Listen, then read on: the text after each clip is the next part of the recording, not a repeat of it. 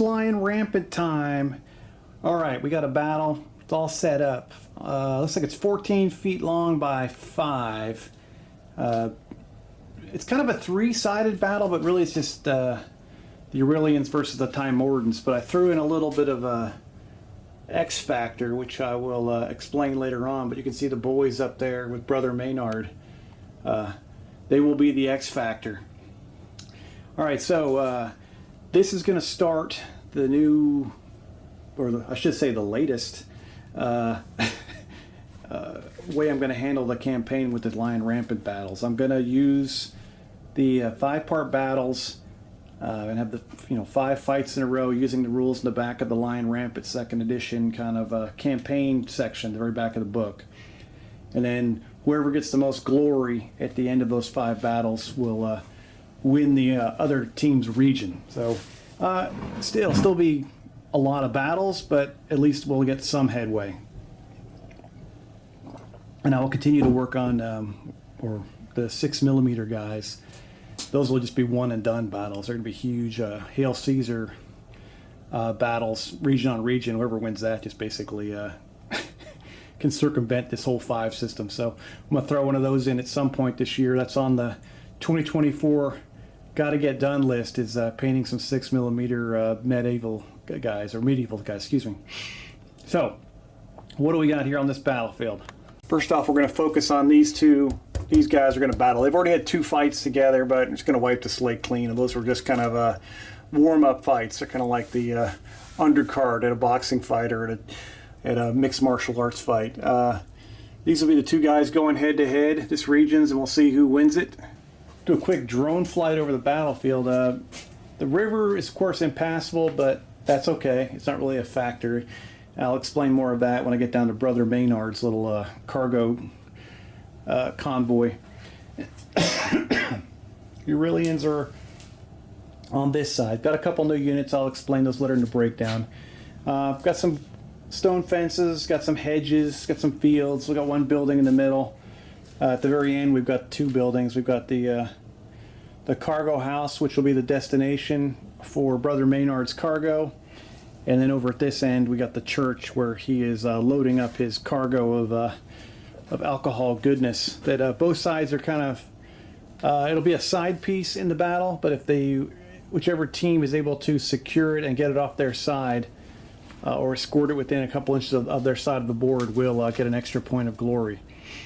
Making their first appearance in the battle, we got our bourbon little barrels we bought there on eBay the other day. Got them all painted up. They're in the wagon. There's Brother Maynard. And these guys, there's 2 groups of 6 Knights of the Holy Seer. If you don't remember the backstory from this fictional region we're playing on, there's a holy city in the middle of it. And in the distant past, this place was plagued by undead, which the forces of humanity were able to defeat. And I'm hopefully will never come back because I don't feel like painting undead creatures. But they became big believers in the sun, and the sun god became their big thing. And they do have some mystical powers. Nothing insane, like we'll get crazy. I did buy Dragon Rampant the other day, so I might dabble in that at some point. But right now it's pretty basic. Brother Maynard's going to have some special abilities, very similar to a medic in bolt action. If any of the Knights of the Holy Seer are killed within 12 inches of him, he can make basically an appeal to their god and roll 6-sided dice for each casualty. If he gets a 6, basically it's a miracle. They come back to life again. So that'll be kind of fun. It's an I go, you go game if you haven't played Lion Rampant before. So Timordans will go, well, I'll roll a dice, see who goes first, but just as an example, Timordans would go, the Aurelians would go, and then Brother Maynard's convoy would go, and then we'd go back into and keep going like that. It's got a little elevation here where the church is at. They got a fence there to at least get them started. I'm going to kind of go over the big dice tower I made, which is kind of ridiculous. Got several groups of woods that will favor troops with a flexible drill so they can get in there and kind of defend themselves. Got some fields with fences around them or hedges. just did like a little farm in the middle of the battlefield, which is always just kind of fun. Some more trees down here. There are some smaller hills throughout, which I'll kind of get down low here and show. And then if somehow Brother Maynard's convoy can get all the way across this bridge, both sides will lose one glory because they suck and they didn't stop the convoy from getting through and get the goodness for their guys. I'm going to use the standard rules from the 5-game campaign, which I'll explain more at the end of the battle, just to say we'll have a full glory count for the battle, and then we'll set up for the next one. Here you can see there are some hills. It's not as crazy as I've done before. That is a large hill down there at the end there where the church is, though. Can't have a church without it being up on a big hill. And there'll be some rule changes for attacking uphill or attacking behind barriers and all that fun stuff. The Timordans will continue to use the Kaldani pikemen, and then they also have the Immortals of Shuvia, which are a fan favorite with their crazy pajamas and sharpened teeth. They'll be running around like mad people. And then for the Euralians, we've got they got the Osmanian nomads that are the big groups of like 16, 2 of them, and then they have the Berserkers of Odenheim, which is another fan favorite. And then we got a couple new units. I'll explain that, but they've I'll just kind of do some background on some of the units I painted. I painted a bunch of miniatures this week. I put out, I did like 90 miniatures this week. I was kind of excited about that. We do have the 2 mercenary forces. They've kind of got jokingly names. We got Carmichael's crew on the Euralian side, and then we got Mike's Mercs over here on the Timordan side. These will be the units that really I'll be keeping track of advancements and giving bonuses to them, how well they do, or if they get wiped out for the next. That'll carry on from battle to battle, so I don't have to go over all these forces in my head. I'll just be able to manage the mercenary units, and I will add on more mercenary troops to these companies as they grow in prestige. They will attract more followers and have more cash to spend on guys. Basically, they're all knights from, and I'll show you on the map, dukedoms are basically out on a peninsula somewhere. I haven't even mapped out, but here, if you go this way, it connects to further into the mainland, and we'll just say that those mercenaries heard of this battle. They're mercenary knights from farther to the east, and they basically came out here to make some cash. So they joined up with, they signed up for the dukedoms, each of them for an opposing dukedom. Also, some of the new miniatures I picked up, these were Perry miniatures. I've got, I can't remember what they were, but I've got some kind of frontier warriors, and I got frontier knights. It's just kind of showing that, you know, the barons were getting kind of sick of going out and paying all the time for the Immortals of Shuvia and the Berserkers of Odenheim, so they actually went out to their own outskirts of their own baronies and got some of the guys that live out in the wild and did some training on them, and they've just got some more, they're not quite as cultured as some of the elite knights, but and as other warriors, but they've got some more of the wild side, so they'll basically be a kind of a hybrid of the regular footmen and of the, like the Immortals and the Berserkers. So they'll have some special abilities that kind of from both worlds. So just to keep it a little bit fun, and I've kind of tweaked their stats a little bit, so hopefully that works. We'll see how it goes. I think in the future I'm going to add some more archers and longbowmen, and I'm going to get that mercenary box. All these miniatures basically come from the Perry site. And once I get those added, I'll go after cavalry, where I'll probably add 2 more groups of 6 of heavy cavalry to each side, and then probably 2 more groups of 6 of light cavalry, maybe 3 groups of 6 of light cavalry to both sides. And that'll kind of give me a full cavalry arm, more missile troops, some more pikemen that'll probably add on to the mercenary units, and maybe some crossbowmen too for those guys. So that'll kind of field it out, and then I might just kind of call it a day for this project. Continue to play, but maybe not add some units.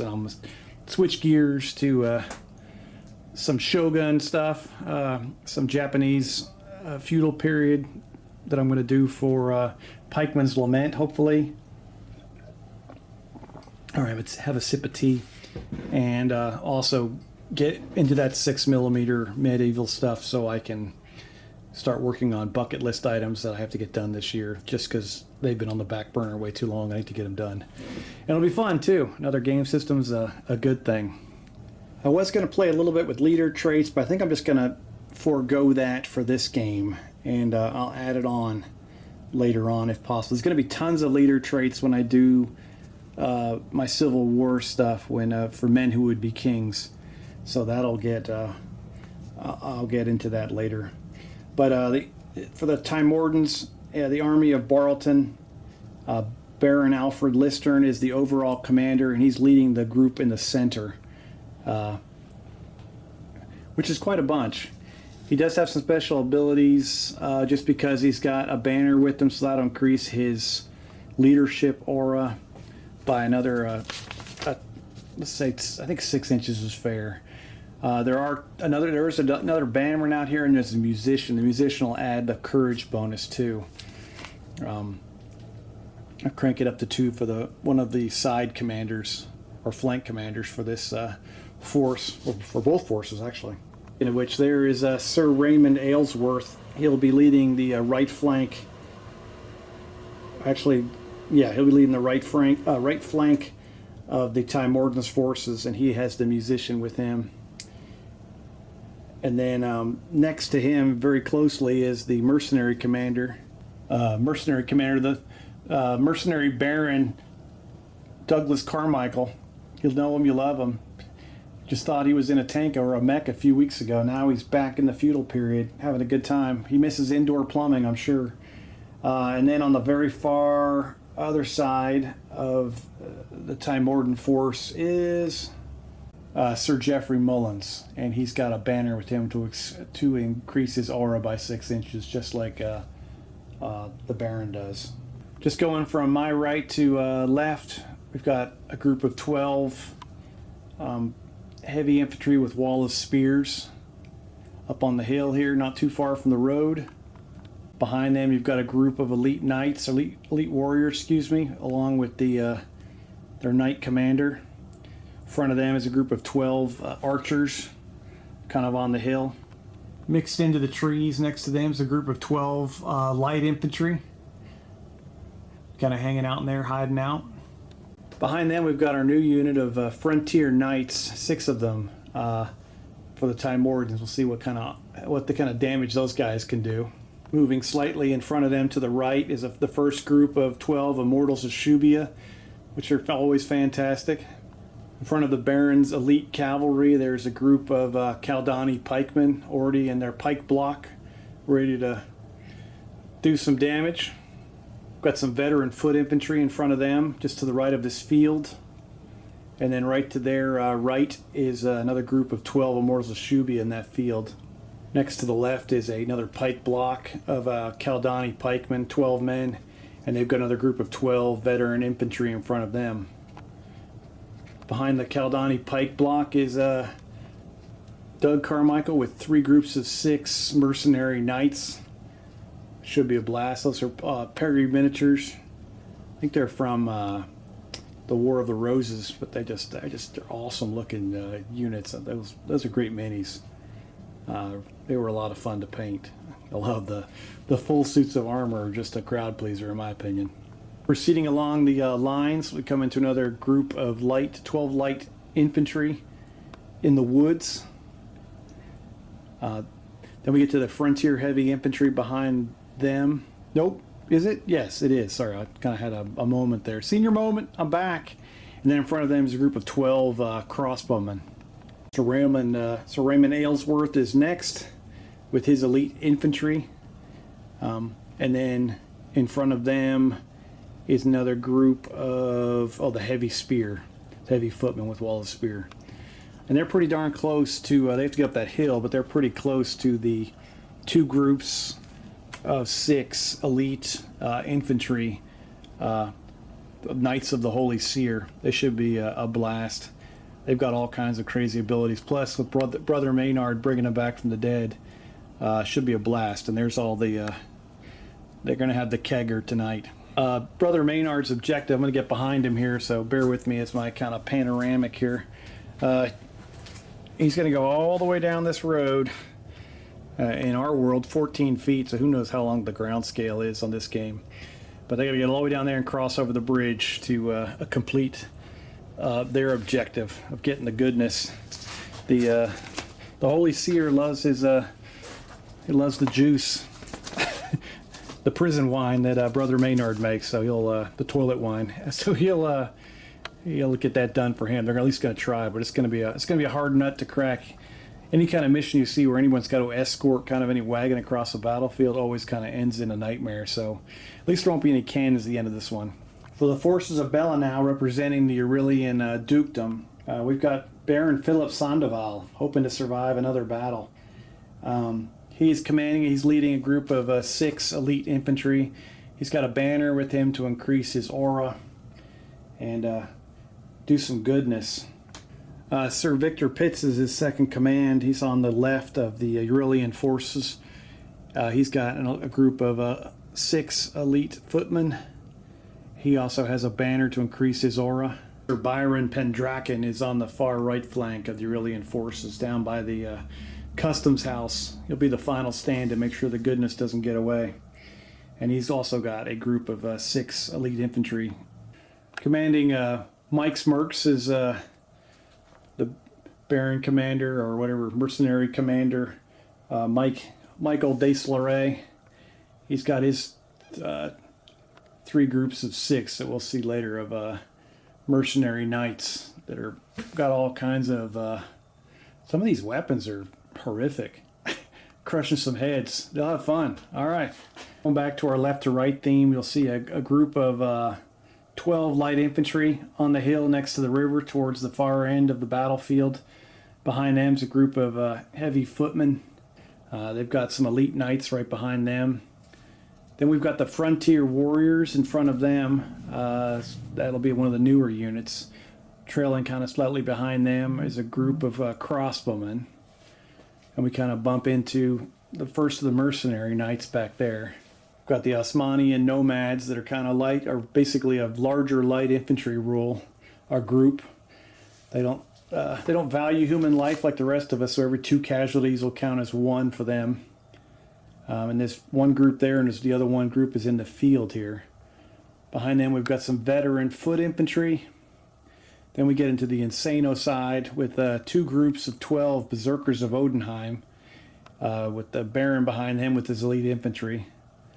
To the left of the Baron, you've got another group of veteran footmen, and then right to their right, or actually it would be left, they're facing the directions, please excuse me, are some frontier knights with some archers right behind them.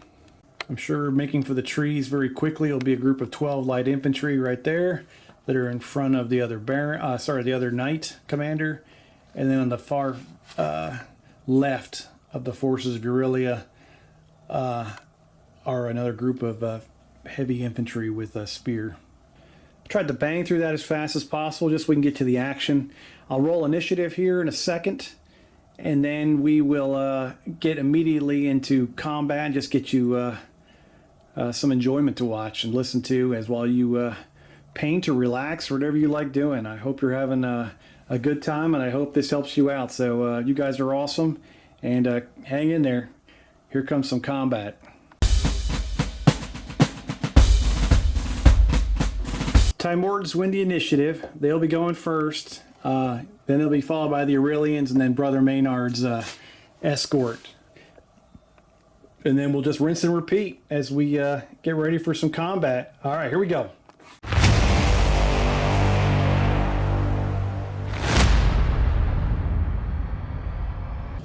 All right, starting off with the Time Wardens, Sir Raymond Aylesworth here is going to order his heavy spear to move forward to the left. At least try to. All right, they're moving on up. Next, he's going to try to order the crossbowmen to move to the left behind those trees. Those gentlemen successfully move into the woods behind the light infantry. They are I think they're happy for the moment. Not sure what I'm doing yet. Right to his left, the knight will order his warrior infantry, or frontier infantry, sorry, there are warrior infantry, to try to move forward.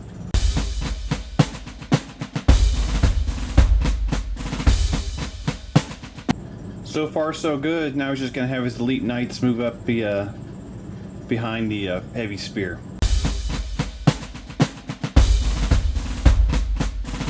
He's going to use his reroll to try to make that happen. They weren't feeling it, so we're done on the right flank here. Move over to the center. First up for the Baron, he's going to look to his right and order his first unit of Immortals of Shuvia to move forward towards the edge of the field.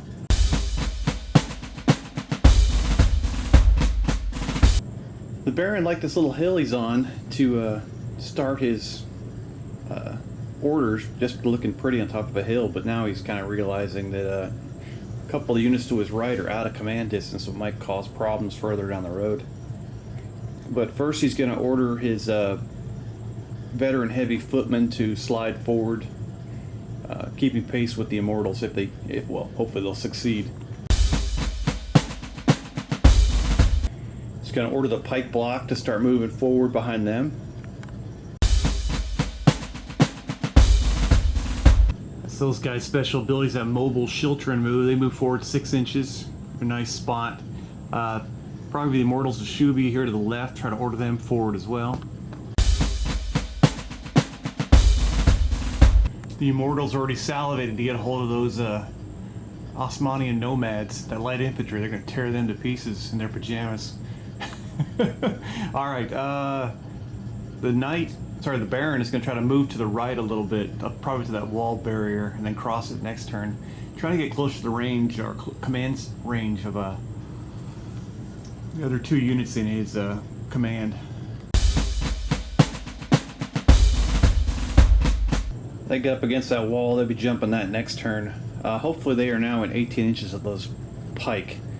They almost didn't move. That was pretty good for the Baron. He needed a 6, I think, to start moving, to get that knight, those horses moving. Alright, he is in reroll range of that mobile Shiltrin. They'll try to move forward along the side of that barrier.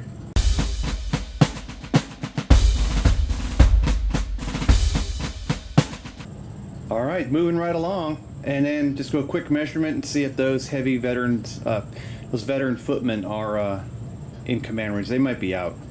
Yes, they are. He's going to try to order them forward anyway, and but it just won't be a reroll if he fails. Baron does know how to spell failure as his veteran infantry move onto the road. Already causing some anxiety up there for the Knights of the Holy Seer. They're like, oh gosh, the road is getting blocked. They don't care. They're just gonna come down here and chop it up.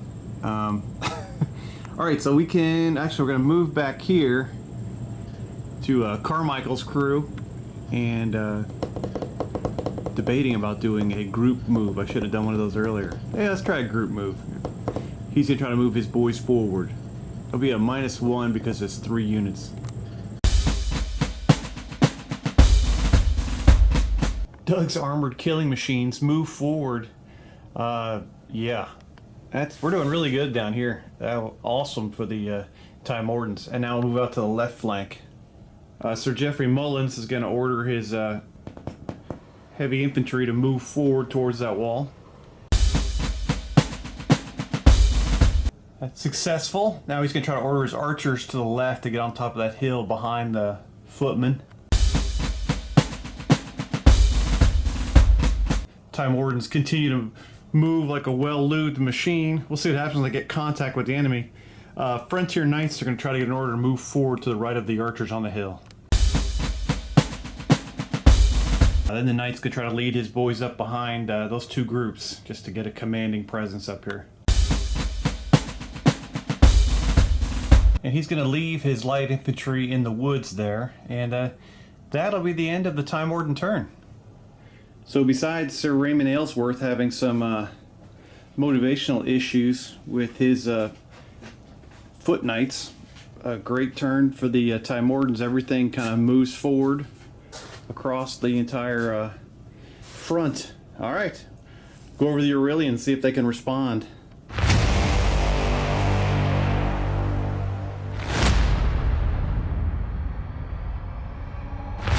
All right, starting over on the Aurelian left, Sir Victor Pitts. He's going to order his heavy foot to move forward. Burning that reroll already. Need a 5. See what these boys can do.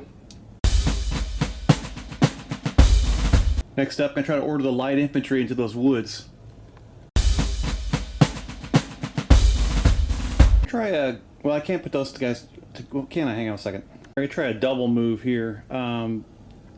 Going to move these elite footmen right here forward under the command of the knight, and also these frontier knights to slide to the left. I was going to try to combine the archers and the frontier knights in the same move, but one of them's that guy. The front unit's a 5+ to move, and these guys are a 6+. So that would be a bit of a screw up. All right, those two move to that right there. Now we're going to try to order the archers up into that hole right there. All right, got the archers in place, and he'll leave his light infantry in the woods. No, they already moved. Sorry, I'm good. I thought I hadn't moved them yet. Okay, so he's done. We'll move on to the center. Baron Sandoval is going to try to order his Berserkers of Odenheim to kind of split. One to move behind that house, the farmhouse, and then one to move to behind these trees to spring out and chop people to pieces later on. Berserkers move into position. These guys are stacked up on the wall. They're ready to breach, man. They're going to turn around the corner and start chopping. Next up, a veteran foot are going to try to move forward into that space between the two units. Very successful. The Baron's going to try to lead his cavalry a little bit to the right, just to get in better command range of some of his units to the right. The Baron wants his Osmanian nomads having nothing to do with the Immortals of Shubi and stuff, so he's going to try to order them back. They'll go to the edge of that barrier, and they'll try to cross the hedge next turn. Shall take that back. They already had a unit on the edge of the barrier, so they're just going to cross over it and be in the light woods and also have the barrier of hedges in front of them. They move back into the trees. Veteran footmen are going to try to slide up to the hedge and then cross it next turn into the open field.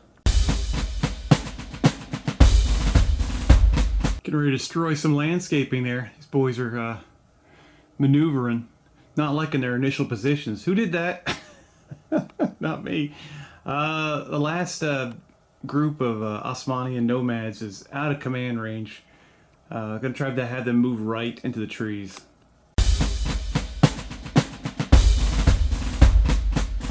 They pile into those woods where they're gonna thrive. We're up to Mike's Mercs. He's gonna do a group move -1. Try to move up into that kind of space right there. All right, Mike's boys moving up, looking sharp. Kind of eyeballing those immortals there. Gonna try to test their mettle in their first combat against those psychopaths. I'm going well so far, and out to the right flank for the final group of the Aurelians. Sir Pendrak is going to do a group move with his light infantry and his heavy infantry, and kind of move forward these guys to that corner, and then the footmen to start forming up on that hill. Looking sharp. Frontier Warrior is going to move forward. Sir Pendraken's going to use his reroll, try to get these boys motivated. Alright, moving along. Try to get the crossbowmen to move up towards that gap between the two units. And for his final command this turn, the knight's going to try to order his boys forward onto that ridge. Alright, there we go. The end of Aurelian turn 1. They had all successes across the board.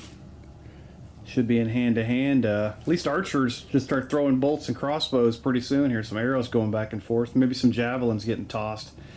To finish up turn 1, Brother Maynard, group move, gonna move his convoy out into the face of insanity.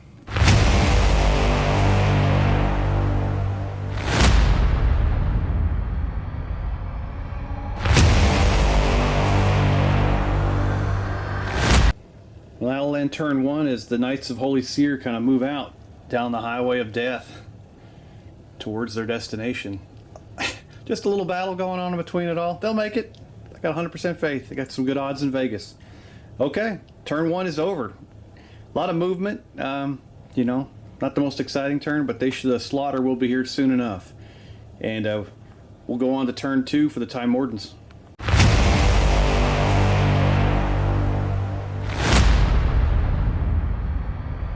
Start down here on the far left of the Time Warden formation. Gonna have the heavy foot, or at least try, move up to the stone wall.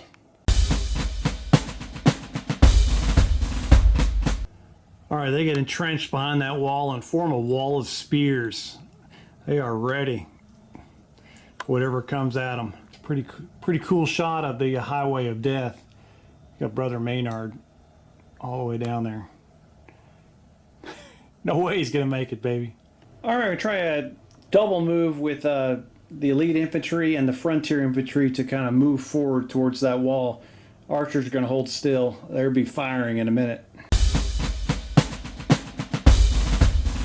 It's a big failure. The knight is gonna try his re-roll. Alright, Sir Geoffrey Mullins pulls that off like a boss. He's going to order the light infantry to move forward to the edge of the woods. Alright, those light infantry are on the edge of the woods flexing their throwing arms. They're probably going to get involved in a javelin contest with the Osmanian nomads here very shortly. For his final command, he's going to order these archers to fire on those frontier warriors top of the hill. They're within 24 inches. Here come the arrows. Oh, they are eager to do some killing. All right, let's see how many hits. The arrows are inbound. So it's over 12 inches. They're going to need 5s to hit and cause any kind of wounds on these guys. Those guys have armor of 2, so 2 of them are going to die. They have charge versus melee, but that's ambitious. They're like 18 inches away. No one can charge that far. So they're going to take it like a boss. They're going to lose a guy. Need a courage of 4+, since that was a missile attack. After losing a man, to not become shook or disordered, whatever term they use in this game, I can't remember. Alright, they keep it together. We got our first casualty of the battle. More to come, I'm sure. Alright, the Baron's going to start with himself. He's going to see if he can move his boys over the fence, jump into the field, and move up a little bit. Alright, got to burn a reroll. 6+ is needed. Oh, the whole center for the Time Wardens on hold. Alright, going out to the right flank here. Maybe they can get it together. We can move these gentlemen over here. It's Mike's Mercs. They're going to try to move forward as a group. -1. Mike's merry band of hired killers advances while the rest of the center of the Time Warden line flounders. Wondering what's wrong with the Baron. Can't get his guys to cross over a 2-foot tall fence. Alright, let's see what Sir Raymond Aylesworth could do on the flanks here. He's going to start off moving his heavy infantry, try to get them as close as they can to that wall. Start eyeballing that bourbon, that toilet water.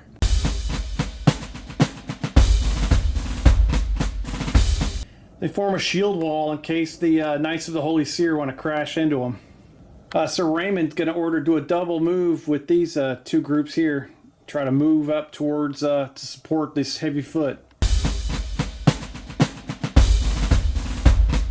Crossbowmen and the light infantry are going to hold just because there's so much stuff from the Aurelians starting to flow out of those woods. They're just going to stay on alert, especially with they don't want to lose the front or their line consistency. Then moving forward with the rest of your Time Warden forces struggling, stagnating. All right, And that will end the Tymorden turn. Not very exciting. Really got jacked up because the Baron couldn't get his horses to jump over a wall. The two flanks are kind of moving forward, and so's Mike's Mercs getting stuff done. All right, let's head on over to Team Eurylian.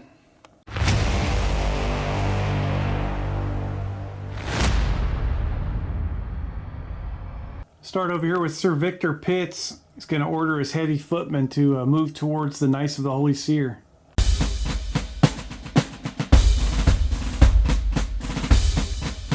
Alright, next up, the Knight's going to try to order both of these footmen in a dual move to move forward. These warriors or knights, whatever they are. Frontier Knights and his elite knights.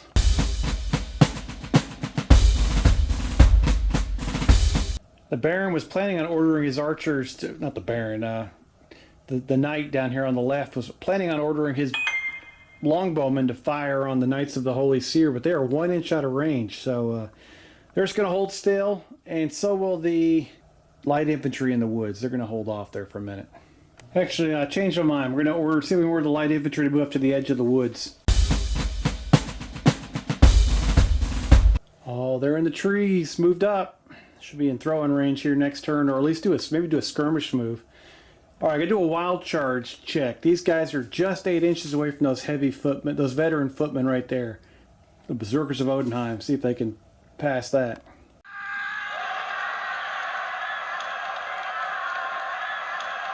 Here we go, Berserkers of Odenheim going in funky style. He'll be attacking like a beast against these veteran infantry.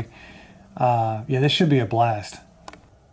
Alright, the armored and bloodthirsty Berserkers of Odenheim hit the veteran footmen. Oh, let's see what happens.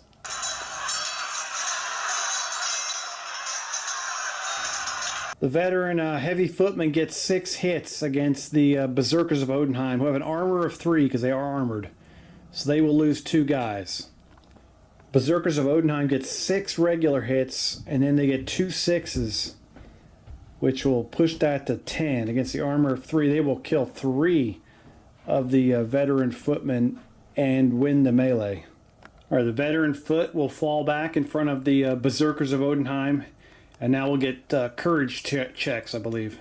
Heavy foot are going to need a 7 not to become battered, and the Berserkers of Odenheim are going to need a 6. Alright, they're both eager beaver. Nobody was in 12 inches of their commander, so there was no bonuses there. And boom, there you have it. First hand-to-hand went smooth.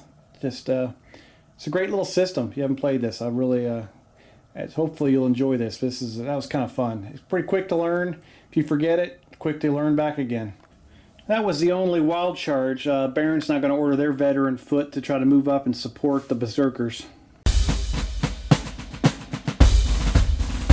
He's in reroll range. Who's going to try again? Next up, Baron Sandoval is going to order these veteran heavy foot to cross over into that field. They cross over those shrubs and form a shield wall. Baron's going to order his cavalry to support these gentlemen. And I think after that I'm going to try to get these Berserkers to start moving to the other side of the building to do something crazy through that hole. And none of that'll happen because he's already burned his reroll. They're just going to sit there and chill. Almost a little bit of détente on the center of the battlefield. Carmichael's crew going to move through that gap. Going to test their mettle in their first battle. Try to pick out the Immortals of Shubia. And sorry about that, Mike and Doug. I got you guys superimposed. This is Mike over here. This is Mike's Mercs. That was Carmichael's crew on that side. So Desloré is going to leave his guys into that gap. Mike D leads his knights out. They're trying to earn some pay here. They want to get some extra experience and more skills for the next battle. Down to Sir Pendraken's front. Yeah, he's not going to take these arrows standing still. Going to order his heavy foot, or his frontier footmen, to move towards the wall of spears down here. Next up, Sir Pendraken's going to order his crossbowmen to kind of move into that space there. They're just out of range, about 2 inches from being able to unleash hell onto those guys. Gotta burn that reroll, looking for a 7. That's the end of the Aurelian turn. A little bit of success here moving forward towards the road of doom. We've got some hand-to-hand going, which was amazing. Good fight as the Berserkers of Odenheim win a, not the greatest defeat, you know, 3-2. They beat up on some veteran footmen who kind of held their own against some psycho attack. The center of both lines kind of stagnated, and we've only been able to move 1 unit down here, and the frontier footmen are all alone because of the crossbowmen are struggling. Okay, so that'll the end Aurelian turn 2, and we will move on to Brother Maynard.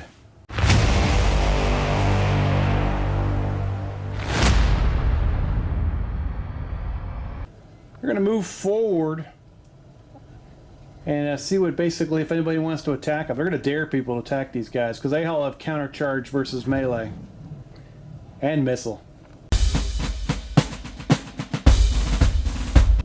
Knights of the Holy Seer move into position to defend their brew, and Brother Maynard is praying to the sun god.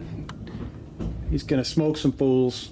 All right, that's the end of that turn. We're going on to Time Morden turn 3. Should get just exceedingly stupid for the rest of the battle now. As long as I can pass some orders.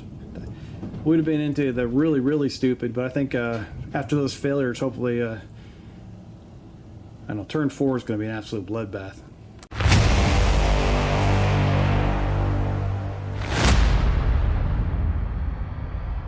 All right, I start off on the south side. I don't know if this could be. Yeah, that's right. I was like, this could be the west side. No, it's. Don't worry about that. We're going to start off with Sir Geoffrey Mullins. He's going to order his archers to hit the frontier warriors again with another barrage if possible. All right, starting off with a little bit of a what? He's going to try a re-roll. Come on, guys. Fire those arrows. Oh, man. They need a 6+ to get the nerve to fire. So they are... that shuts down the whole left side for the Time Mordens. I had a lot of ideas. Oh, all for naught. All right, going on to the center. First of all, we got a wild charge roll where the Immortals of Shubi are just freaking out that they can see these footmen over here. They're able to keep it together. They don't charge in like a bunch of savages like they wanted to. These guys were, I've measured to them, they were like 10 inches out, so they don't have wild charge, so they're not going in. Those frontier knights did have wild charge, but that stone wall would have slowed them down on their move towards the frontier warriors. All right, first up, the Baron is going to try to get it together this turn and cross over this little teeny wall and get into the field. Sir Alfred couldn't do it last turn. Let's see if he's got his guys together. All right, Baron Listern gets his boys over the wall. They're into range now. Now they're going to start the systematic destruction of the Aurelian front line. Yeah, we'll see if that happens. All right, first up, we'll start over to the left with the men who would be wild charging but didn't. Now he's going to order them to do a real charge against one of is that, oh yeah, I always get that confused. That's Mike's Mercs over there going against them.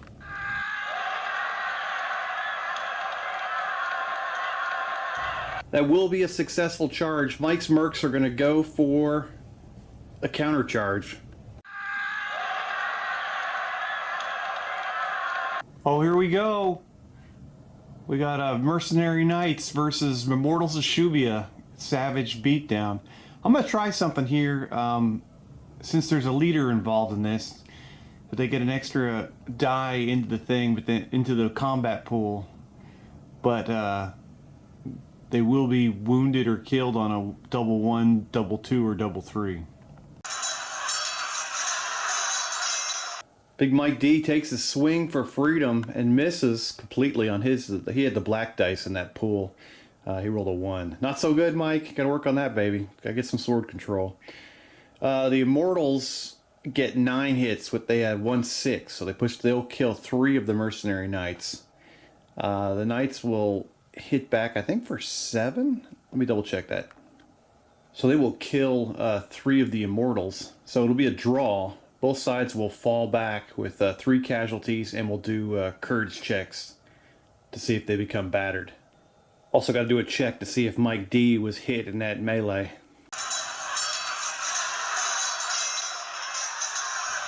Oh, that was close. Something bangs off his armor pretty good. He got lucky. He got a good set. Didn't buy that on Walmart.com. All right. Now we do battered checks, or courage checks, if they become battered. Both sides get a +1 for being close to their leader, and they'll both need 6s not to become battered.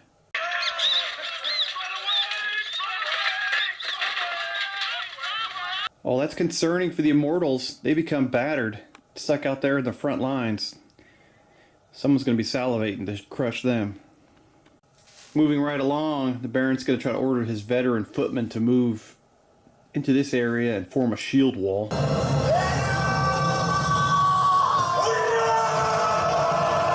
Alright, he's no dummy. He knows the Berserkers of Odenheim are behind that building. He's got good intel.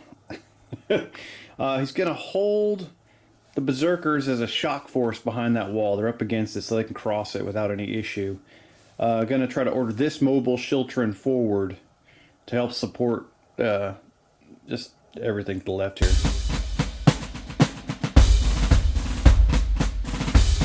He's going to look over his shoulder and yell at the Kaldani pikemen again, who didn't quite hear that first order.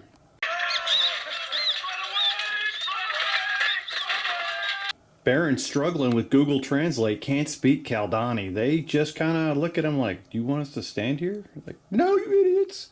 So they're gonna relax, which sucks. Yeah, that's not good. And that everything's frozen here. So it's up to Carmichael's crew. They're going to try some charges into the Berserkers of Odenheim, which, yeah, that might not be too smart, but they're going to give it a whirl. This first group is going in hard. Now we'll see the counter charge from the Berserkers of Odenheim.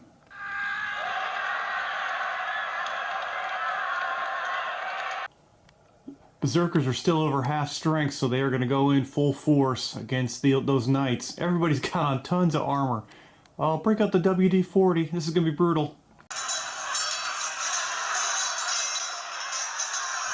Mercenary Knights are going to win this one. They kill 3 more Berserkers of Odenheim, only losing 2 of their own guys. Berserkers kind of may have been winded here. It's just a little bit of a letdown, but yeah, that'll be a victory, and they'll be forced back 4 inches.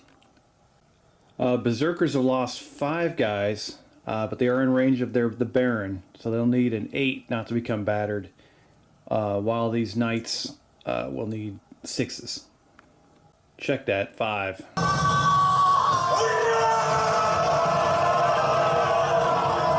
Alright, everybody loves it. That's freaking awesome.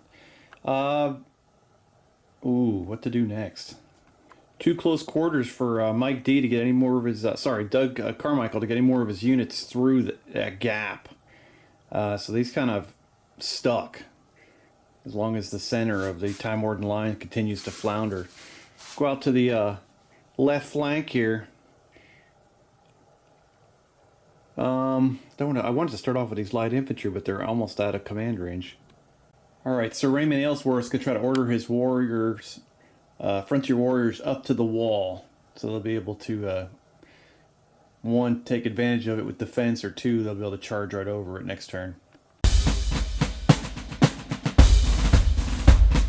He's got his boys up against the wall. Looking good. He's going to try to move kind of diagonally up behind these guys and try to get in command range of some of these other units. All right, he's got his foot knights going up against the side of the hill here, pressing up behind his front lines. The heavy foot are going to stay there. They're not going to attack unless attacked, I think. That would be kind of stupid. Those knights will chop them to pieces if they try to go on the offensive. Crossbowman. So this guy doesn't have the extra 6 inches because he has a musician instead of a banner. I can do some measuring here. He's in command range of both. We're trying a skirmish move with the light infantry. They're going to move forward 4 inches and throw half their strength of javelins against the Berserkers of Odenheim. So they're in throwing range. They'll throw 6 javelins against the Berserkers, trying to do a casualty if they can.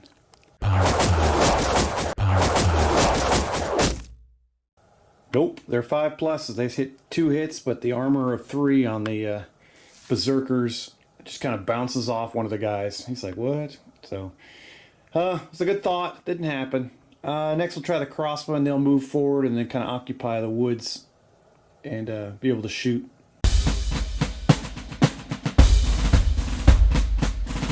Those guys stay in the trees, got their crossbow bolts. They'll be able to shoot up the road or across at the light infantry. Whatever floats their boat. And that'll finish the Time Morden turn. A little bit more command and control issues on the center and the left flank. We need some more fighting. Struggling to speak Kaldani. We need to get Babel. Alright, that'll be done with them. Let's go over the Aurelians.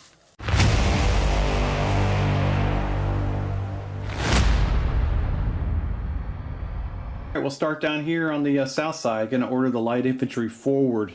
Try to get in throw-in range for next turn against the wall of spears. Alright, gotta try that again. Need a 5 plus. These guys better watch their left. They're about to be turned. If they get in those trees, it's always tough getting them out of there. Okay, these heavy infantry are going to try to move forward. Alright, they move forward as well. They're closing on that right flank.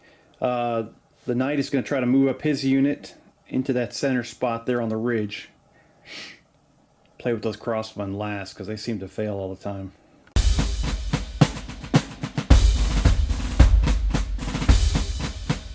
Alright, gonna try some combined arms stuff. Crossbowmen are in range of the wall of spears. They're gonna fire on them, and if they can make them battered, the warrior infantry is gonna hit them hard.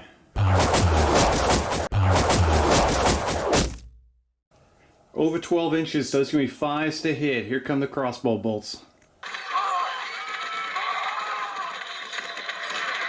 Score 4 hits, killing one of the heavy infantry. I'll take a battered check. Only going to need a 4 plus because their commander's right there.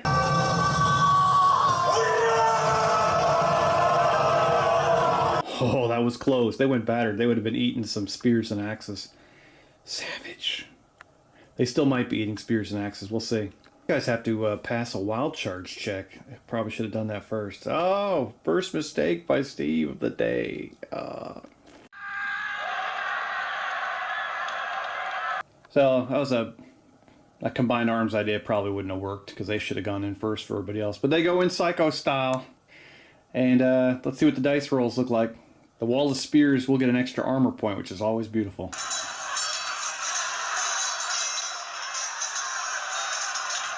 Both sides lose 2 gentlemen. The wall of spears is over 6 guys defending an obstacle, so they will hold. They will defend their barrier.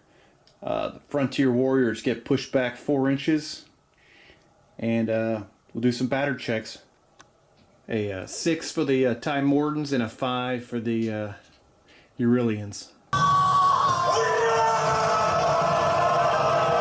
Everybody loves it. Moving down the line. Mike D's going to order one of his other mercenary knight formations to attack the battered Immortals of Shubia. Try to take them out when they're down. And then if they somehow survive, we'll hit them again.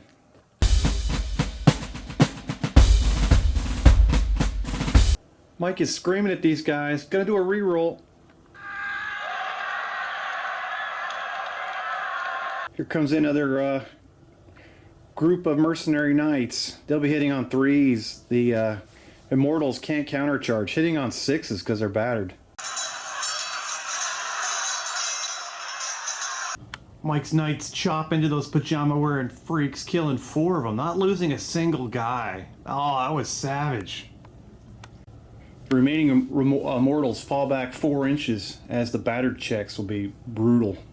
They'll need a 10 not to be... yeah.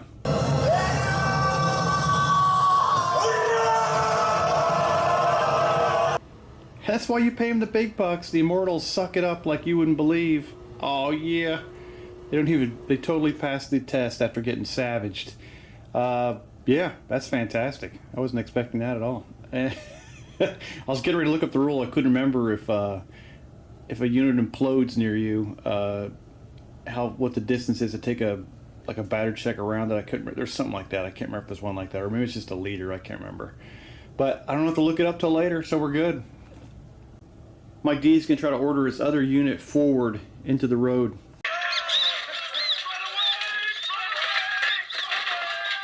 He must have done too much screaming earlier on. His voice goes out as the other unit kind of stares at him perplexed. So they're going to hold off and just check out the hedges back there. They're very into horticulture. All right, moving on to the center. First of all, I'm not going to forget it this time. I'll forget it later, but I'll get it this time. We got a wild charge check right here. This group from Carmichael's crew trying to countercharge against the Berserkers of Odenheim. They're going for it again. Totally savage. Both sides are just over half strength, so there's going to be lots of dice getting thrown. Everybody's hitting on 3s. Both sides kill 2 guys. Oof. Courage checks me rough. Carmichael's crew down to 2 guys. Berserkers are... well, they're at 5, so they've lost... oh, both sides have lost over half their troops. Carmichael's crew is going to need a 8 not to go battered. The Berserkers of Odenheim need a 10. Both sides become battered. Ah, they're going to be tempting targets out there in the middle. With wild charges complete, the Baron's going to order out his Berserkers unit into that gap right there. Both gentlemen move into the front yard of the farmhouse. They're up to no good. Trick or treat. They're ready to fight somebody. He's going to try to order the veteran heavy footmen to form a shield wall to protect the Berserkers of Odenheim. They weren't too keen on that order. We're going to do a reroll. The shield wall has been formed. All right. I like that. Maybe the first bit of good tactics I did all day. The knight was going to go... the Baron was going to go to the left. He's going to try to cut into this groove here, and then we'll have to do a heavy cavalry charge at some point. Hopefully not into the Kaldani pikemen. He can't convince his brother knights to join him in that escapade. So once again, that's it for the center. Going off to the right flank here. Here we go. For the double move with these, no, those are knights actually. We'll move the heavy foot infantry first up towards the wall.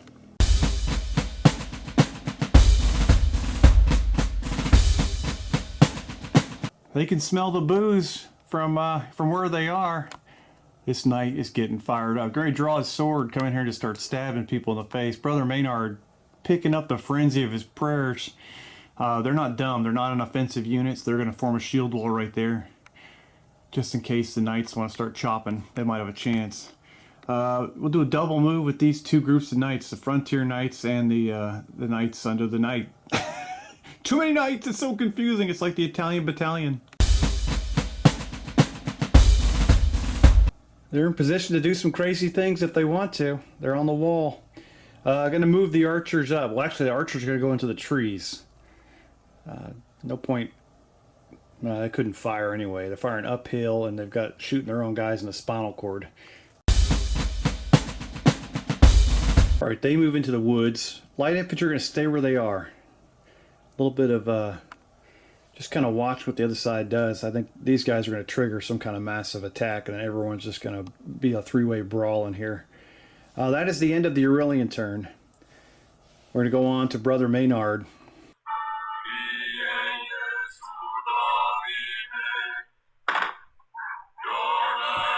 No reason yet to be the aggressor. They're going to try to keep moving down the road.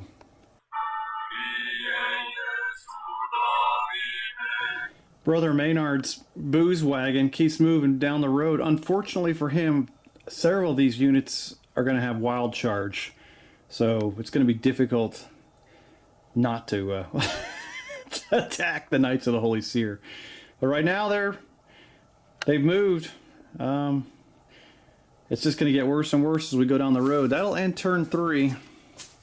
Look down the highway of death. We got some good stuff going on down there. Good.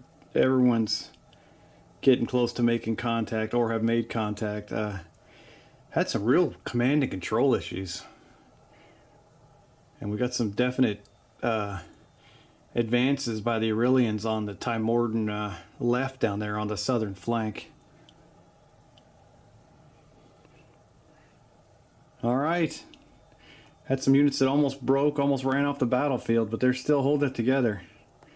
As I said before, I think turn 4 is going to be absolutely savage. It might get pushed to turn 5 just because I was hoping the mobile Shiltrons of the Kaldani pikemen wouldn't have failed. That center Baron continues to have command and control issues. He must have hit the sauce hard last night at the pregame party.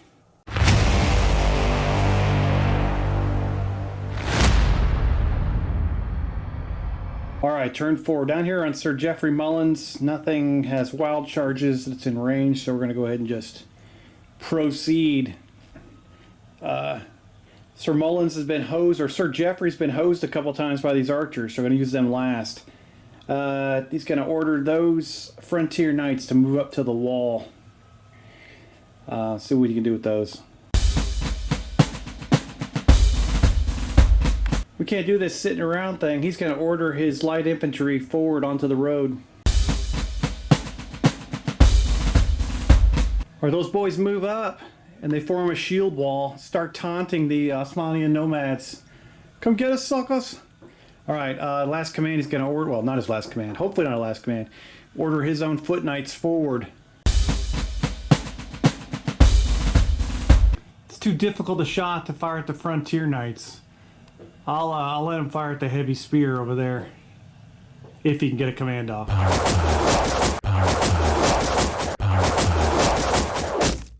Unleash a volley on those spearmen. 5s to hit.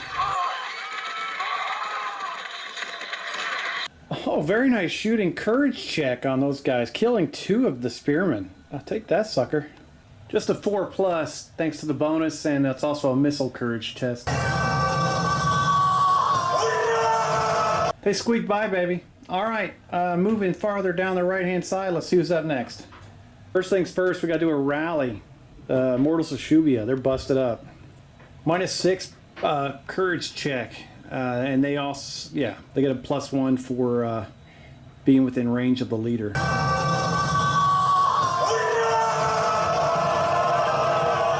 Holy cow, the berserkers, the Immortals of Shubi are fired up. They might as well be berserkers. They are foaming at the mouth, looking to chew on somebody. They are no longer battered. Alright, this Immortals of Shubia group has to pass a wild charge check, or they're going in against the berserkers, and hell, they might go in against the berserkers anyway. Somebody go to the pharmacy and pick up some rabies shot. These guys are going in crazy style. Will these guys also foam at the mouth and counterattack? The berserkers must have had some bad Mexican food last night. They're not motivated. Here come the Immortals of Shubia catching the berserkers flat-footed. All the dice coming at them. The Immortals hitting on 3. Berserkers caught flat-footed, hit on 6s. Well, that's not good. Holy crap, I don't know if you saw that dice roll. Berserkers of Odenheim roll, what, 5 6s? With them being bloodthirsty, every single one of them does double damage. They kill 5 of the Immortals. Mortals only are able to kill 3 of the Berserkers, so the Immortals will be driven back. It's a victory for Team Berserker. Oh, they got a big old courage check here. Plus, they lose a -1 for that special roll. Both of these guys do, because both these guys are what's it called? Both these guys are fearsome, so they after the battle they do a -1 to the courage check. Berserkers are going to have to roll a 7 to not be battered, and Immortals are going to have to roll an 8. Check that. The Immortals are going to need a 9.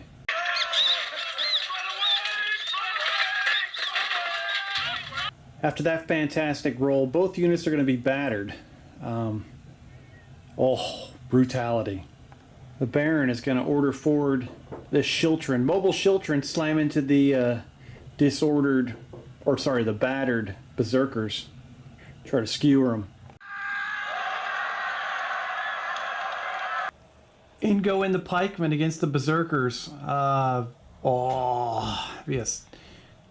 Well, the pikemen would basically negate every single charge bonus. But they're not going to be able to charge anyway because they're disordered, or sorry, they're battered. I got to get that right. So the Berserkers will be hitting on 6. Let me check the pikemen real quick. Pikemen are hitting on a 4+. Very sad melee. Pikemen only are able to kill 1 Berserker. Berserkers can't make contact with anything. They're just getting exhausted, I guess. They can't get through the pikes. So the Berserkers will lose. Berserkers will need a 7 to pass this courage check.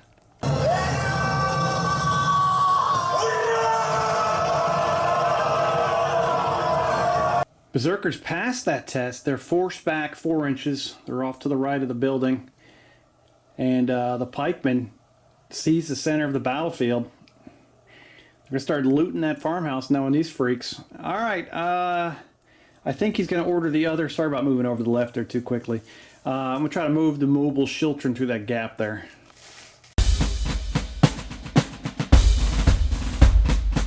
Pikemen move forward with their eyes on Mike D's mercenary knights. Woo! There we go, baby. All right. I think we're further to the right here. These guys are going to hold still. These guys are going to form into a shield wall and then basically walk into these guys and have a nice little attack on each other.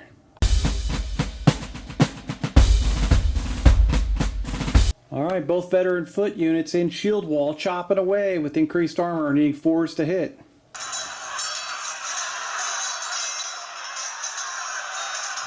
They both inflict 1 casualty on each other. And yeah, that's it. They'll both be pushed back. They only go like 4 inches when they're in shield wall. They'll both be pushed back 2 inches.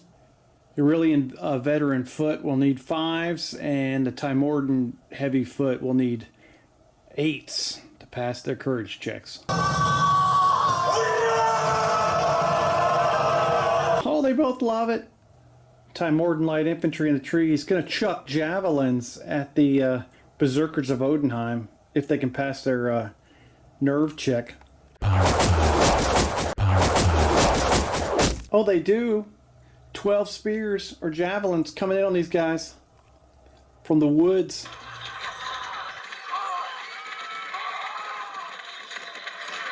They were able to kill another Berserker. He gets freaking porcupine with a bunch of javelins. Oh, they're down to 4 guys. -7 break test.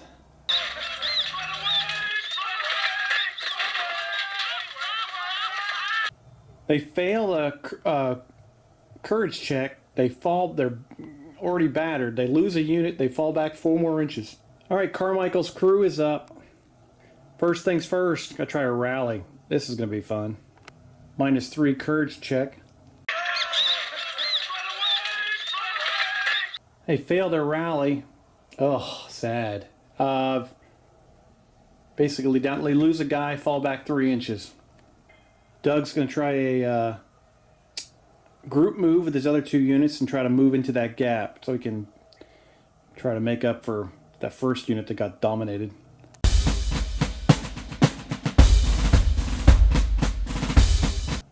Carmichael's boys move through the opening. Oh, they're looking to destroy what's left of the Berserkers and steal all the victory. Steal all the glory. They want it. Alright, this is going to be a disaster. We're over here on Sir Raymond Aylesworth.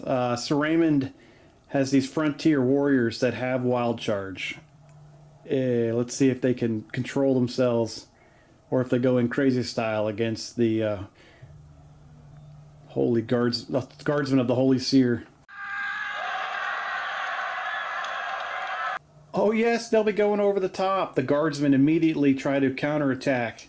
Brother Maynard calling down the power of the sun against these freaks.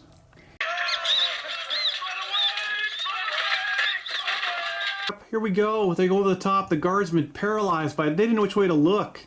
They're just getting surrounded.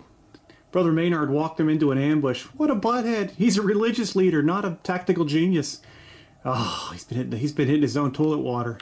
Okay, let's do this. The guardsmen aren't going to defend the best. They definitely could have used that counterattack. Frontier warriors hitting on a 3. Guardsmen hitting on a 4. The frontier warrior able to cut down one of the guardsmen. Brother Maynard starts his incantation. He's going to try to bring him back from the dead, Pet Cemetery style. Unfortunately for the frontier warriors, the warriors of the Holy Seer are just a little bit classier fighters than they are. 4 of their guys are cut to absolute pieces. They're filleted. Brother Maynard prays for intervention to save his fellow knight. I'm a freaking believer, baby. The sun god brings the knight back. No casualties at all. It was all for naught. Oh, Slaughterfest 2024. Oh, they can't believe it. They thought they at least killed that one guy, but he is just pulls all the spears out of his chest and just stands up, and he's ready for round 2. No casualties on the knights as they destroy these guys. They've got a -4, well, actually a -3 courage check. Sir Raymond not pleased with his front line. He's going to try to order his boys up against the wall to go in on the second wave.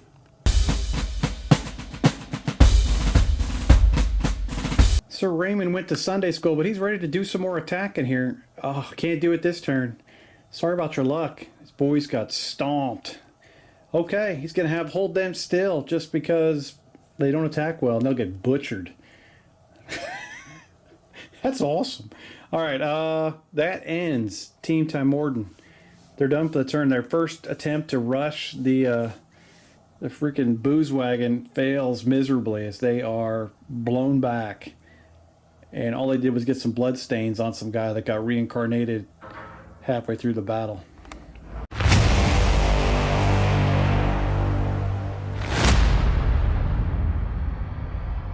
All right, starting off down here on the south side. The Aurelians have to try to not do a wild charge into that wall of spears. Oh snap, they can't resist the wall of spears. They run into it like a moth to the flame. Here come all the dice.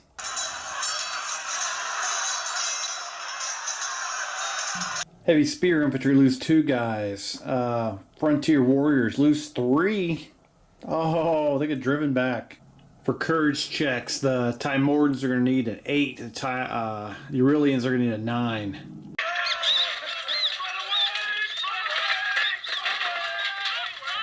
Both sides become battered. That breaks up the wall of spears. Oh no! Here comes the Aurelians are going to send everything at them. Probably not the best idea, but go for it. Light infantry going to try to attack them. Oh, these jokers come flying around the wall from the side. They're going in against them. Aurelians will be hitting on 5s, Tymordans on 6s. That's pretty sad.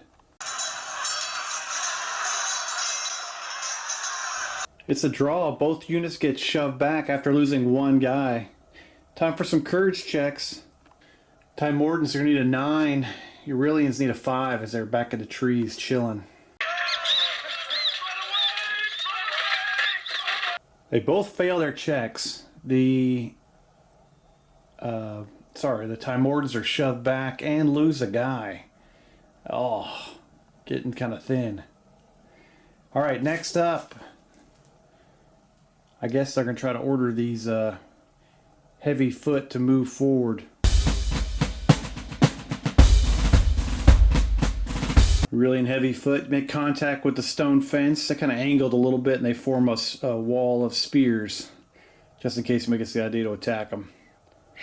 Now the elite foot are going to try to move forward, the elite knights.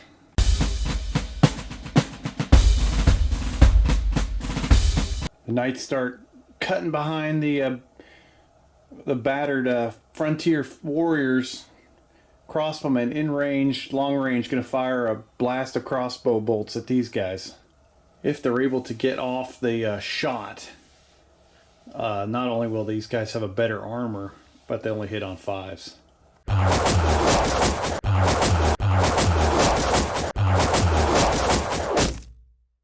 Needing 5s against armor 5. This will be, this might be a total waste of ammunition.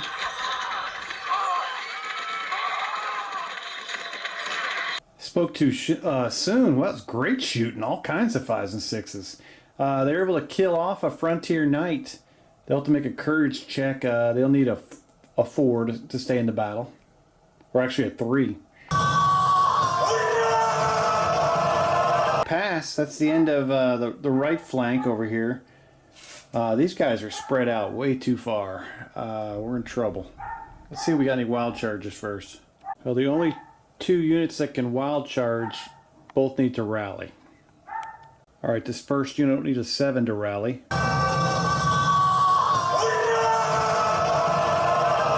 Sweet! They are back. Outstanding. This one's going to be a little bit more difficult. They're missing 9 units. Oh, this is a -8 check. They need a 12.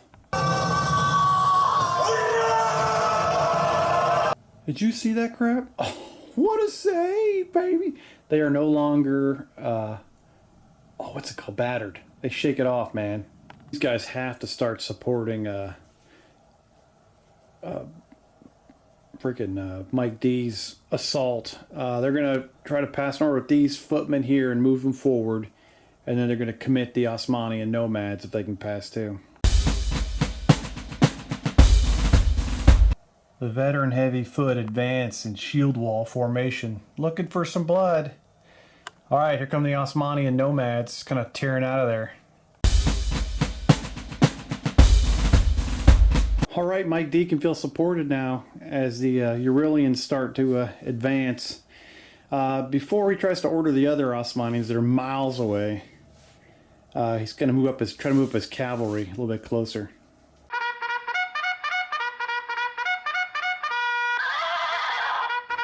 Oh, the Baron getting ready to shoot the gap here.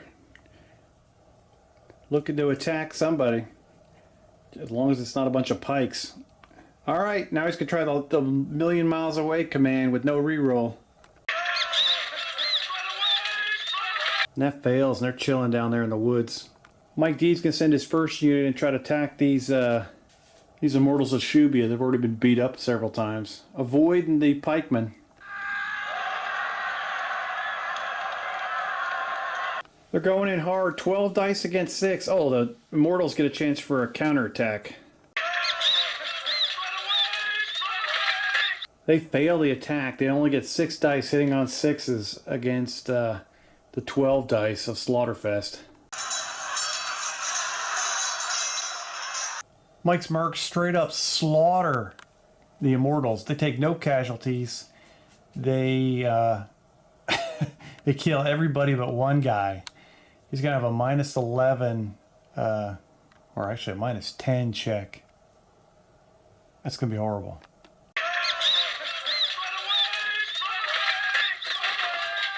Just too much for that last Immortal. He just runs over and like cracks his skull on the tree there and dies.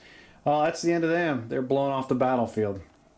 All right, Mike D's going to make a group move and move forward to support his other unit.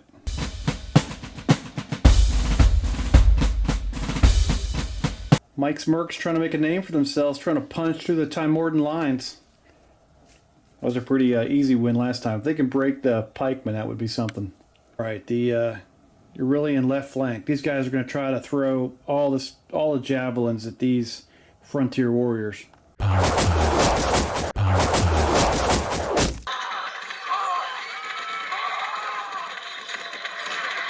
What an awesome bunch of javelin tosses there. That was amazing. They take 4 casualties, down to 4 guys. A it's -6 break test, needing a 10, or a battered test, or courage test, sorry. That was just too devastating a barrage of javelins. That's too much for them. Also facing down the Knights of the Holy Seer. They just, they flee the battlefield. Alright, you gotta go for it. He's gonna order these Frontier Knights. He's gonna try to do a double order. These guys to move up to the wall. These guys to go and engage the Knights of the Holy Seer and try their mettle. Round 2 against the Knights. Here we go, baby. I gotta roll for a counterattack. A successful counterattack. Let's see what happens.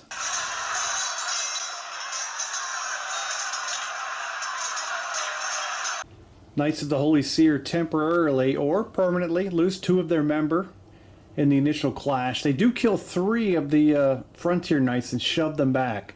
Brother Maynard trying to work his magic. Let's see what he can do.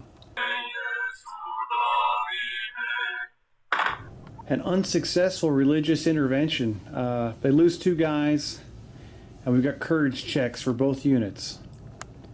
Knights of the Holy Seer need a 4. Frontier Knights need a 6. Everybody passes. Oh, what a brawl. Alright, time for Brother Maynard. Do a quick look down the battlefield. It's just getting brutal. Troops all over. Alright, let's see what Brother Maynard can do. He's going straight ahead.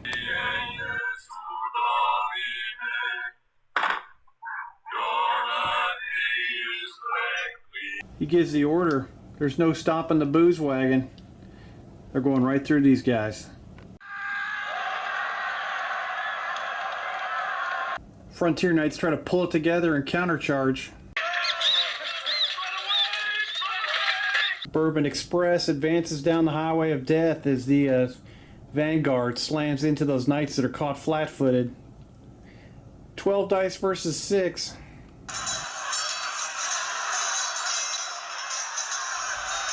Two more Frontier Knights are slain. They do strike down one of the Knights of the Holy Seer, but Brother Maynard gonna try to reverse that. Can't do it again. Oh, they're down to 3 guys. We got a massive -4 check, needing a 9 for the Frontier Knights. Or Knight, down to 1 guy as he is pushed farther down the road. The Knights of the Holy Seer do get a +2 bonus from Brother Maynard. But they've lost 3 guys. They'll need a 5.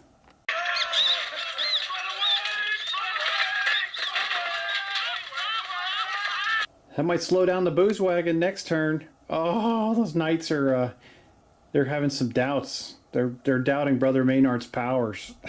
All right, they're both battered. Turn 4 comes to an end with dudes everywhere. What a mess.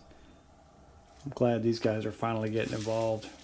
Massive brawl in the center here. It's been a fight over here. It's been insane. Berserkers of Odenheim with that amazing save, staying in the game. Got boys pouring through the trees. A 1 lone swordsman against the wagon, the war wagon. Okay. We'll see you in turn 5. You guys are awesome.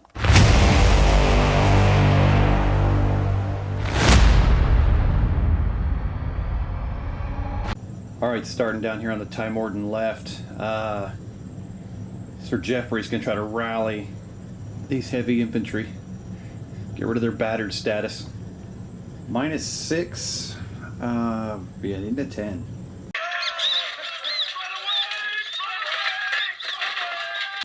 Too much emotional damage for them. They just flee the battlefield. Sir Geoffrey.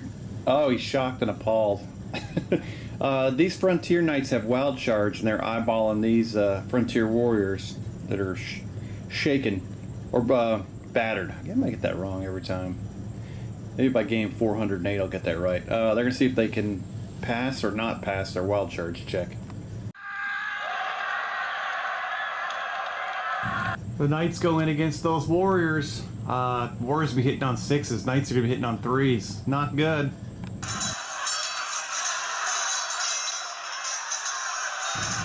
Oh, Frontier Warriors aren't able to kill any of the Knights. The Knights just slaughtered them all. They're gone. Alright, next up, Sir Geoffrey. He's got concerns. He's going to move his boys up to the wall before he starts going for missile combat.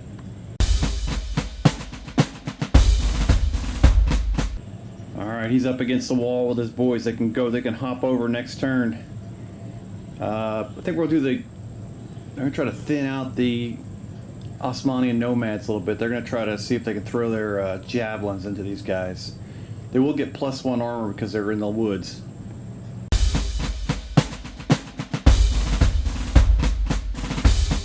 They're in reroll range. Let's go for it, baby. Alright, that was successful. Chucking the javelins.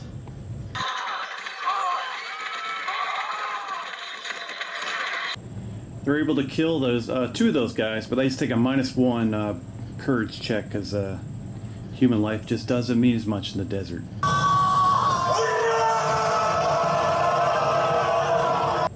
They just eke it out, baby. Strong work. All right, gonna pan over to the left here very slowly so no one gets nauseated, and they're gonna try to fire arrows at those gentlemen down there. They missed by 1, and that's the end of Sir Geoffrey's turn. Moving on towards the center. First off, I'm going to try to rally the Immortals of Shubia. -5, needing a 9.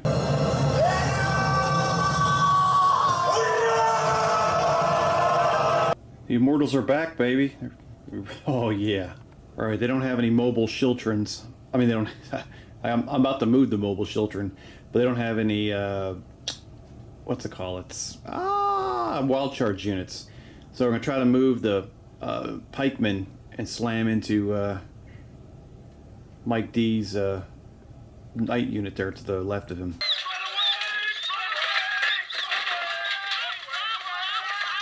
It's reroll time. Knights will try to countercharge against the pikemen, which is just always a great idea. The Knights countercharge. Let's see what happens.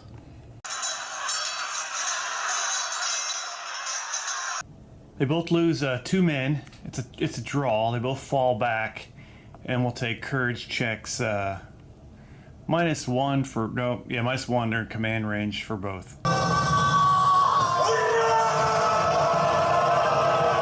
No issues. They both love it. All right, on to the next fun thing. That unit's going to hold because I got the whole world bearing down on them. Cavalry charge. Cavalry are going to save themselves for a counterattack. They definitely have to start thinking about their left. I got some issues going on over there. I guess these pikemen are... Give me a minute. He's going to try to shift them to the left to reinforce a little bit over here. He's going to try to bring these veteran heavy infantry to the left behind Doug's guys. Get him closer to the command range.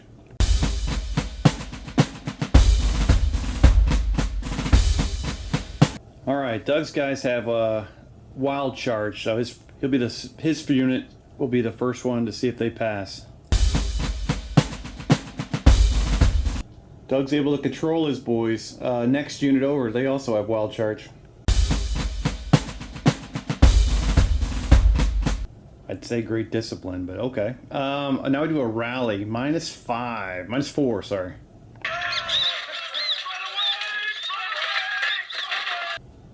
They're not able to rally them. They would fall back. They lose their last guy, and he flees the battlefield. Now Doug will actually command his guys to charge against the Berserkers of Odenheim. Oh, now they're amped up. Berserker's going to counterattack.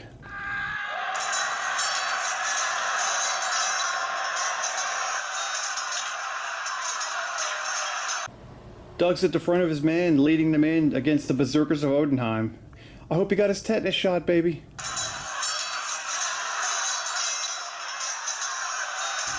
They will both inflict 2 casualties on one another.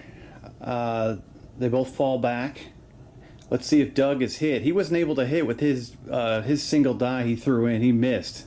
Oh, gotta get one of those leader hits. That'd be awesome.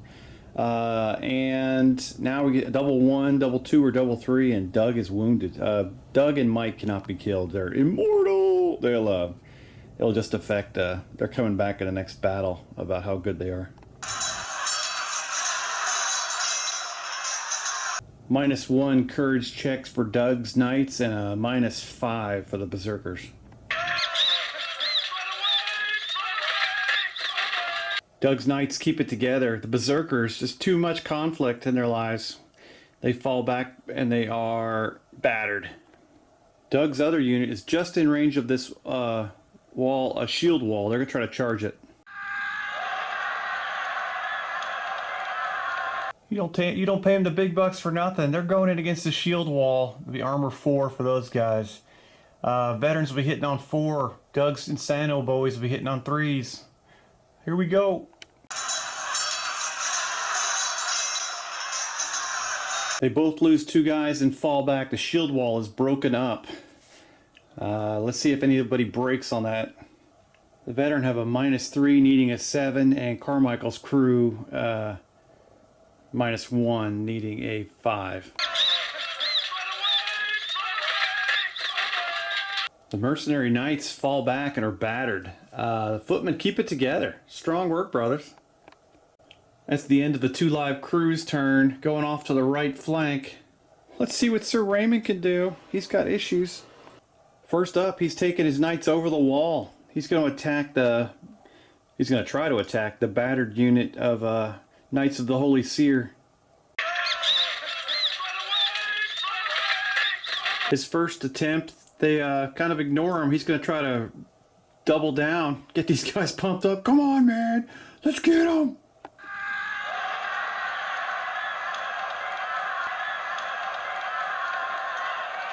Oh, they're totally motivated. They're going in over the wall. These guys cannot countercharge because they're battered. Raymond calls for no quarter. He wants them all dead. He wants that booze train. Not the most motivated attack by the Time Wardens. They are able to kill one of the knights themselves, but Sir Geoffrey's, he jumps in, or Sir Raymond, excuse me, jumps in and rolls a 6, so he'll do double damage, baby. He finishes off another guy. Oh, now, so they lose 2 Knights of the Holy Seer. One of the Time Warden Knights is slain by their foe. Brother Maynard not going to take this line still. He's started his incantation.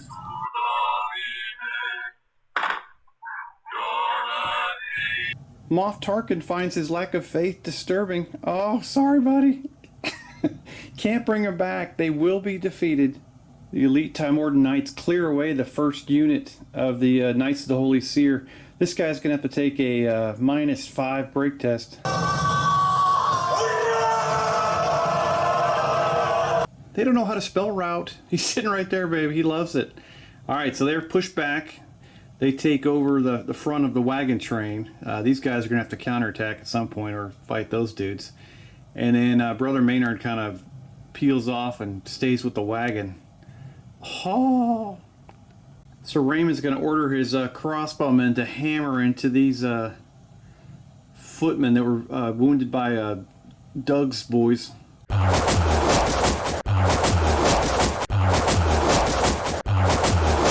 12 close range shots from the trees. Good luck.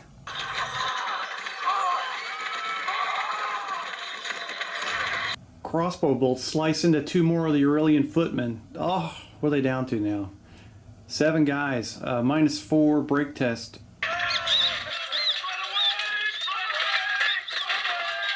Too much emotional damage for those guys. They flee the battlefield after fighting the mercenary knights and getting zapped with crossbow bolts. Oh, horrible. Alright, that's it for the Time Wardens. Let's go on to the Aurelians. We'll start right across the road.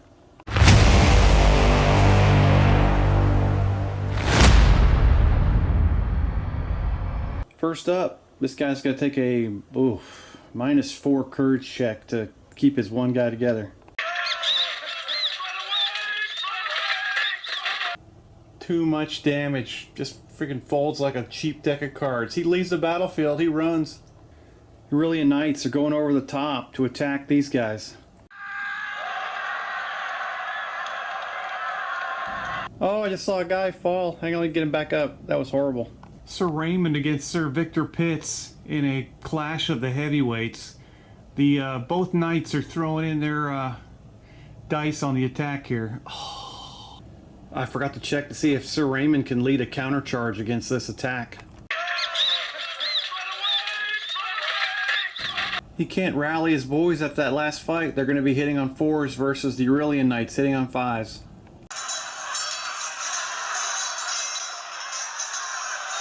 And when I say they're hitting on 5s, they're actually hitting on 3s. Good job, Steve. Way to be there. The Aurelians choke. They only kill one of the Time Wardens. Only good thing is Sir Geoffrey was able to hit one guy. Sir Raymond swings and almost probably took out his own guy with his swing. So yeah, the Time Wardens are going to be victorious. Let's see if either one of the leaders is injured or is killed in this exchange.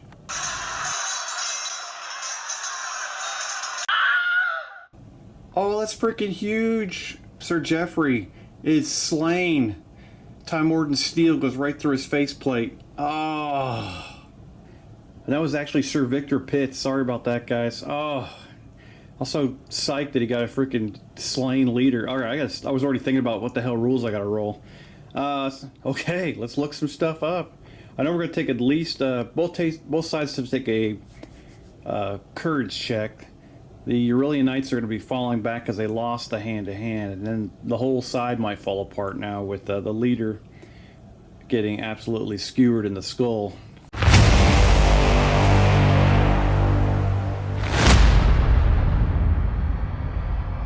Alright, Aurelians have a -2 courage check, and the Time Wardens have I think they're a -1.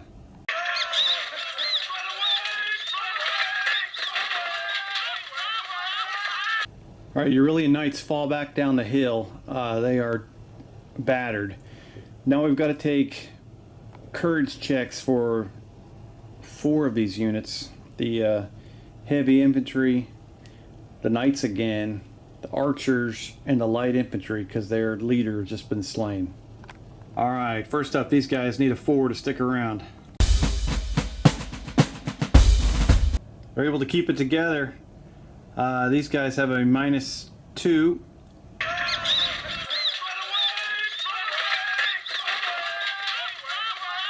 They fall back again and lose a knight who flees the battlefield. The archers in the trees, they just have it straight up. They thought about running, but they keep it together. And finally, the light infantry over here in the woods have an even break test, which they pass. Now I've got to try to figure out who the hell commands these guys once once their leader's been slain. I'm not sure if somebody steps up or not. Alright, I've been looking through the rule book and I can't find the rules. I see the courage check that happens, but I can't see what happens once your leader's slain. I guess the fight continues and one of the guys in the group becomes the leader. So we'll say one of those knights is now leading the warband, I guess. I might be getting that wrong. I'll read some more later, but I don't want to sit down here all day reading rule books, so we'll go with that for the time being. Any comments be appreciated. Otherwise, let's get back to the action. These light infantry are going to try to skewer this guy with 3,000 javelins.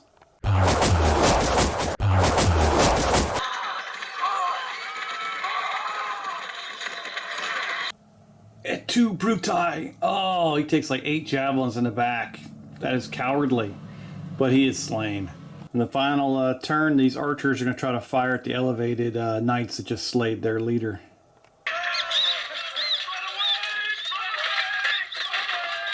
They can't get it together. They also don't have any rerolls anymore, so that's the end of that flank with no leader. Moving on down the road, I'm going to try to rally the Berserkers of Odenheim. They fail that test, fall back farther, remain battered, and lose a man. It's time to send in the second class, guys. Here we go, baby. We're going to send in the Osmanian nomads against the shield wall. First human wave assault going in. They're going to send in a few against these guys. Try to soften them up for the cavalry charge at the end. It'd be like, body blow, knock them out. All right, here we go. Lots of rolls. Nomads will be hitting on 5 against the footmen, or be hitting on 4s. Footmen have 4 armor and shield wall against the 2 of the nomads with those pajamas.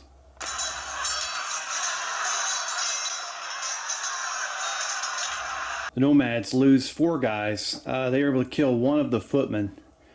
Be a -1 break test for the nomads because they got that where human life means nothing rule. And the footmen are an even.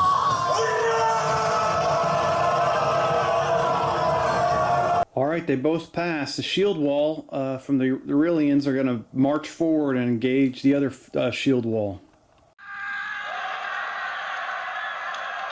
On shield wall action, both sides hitting on 4s with armor 4.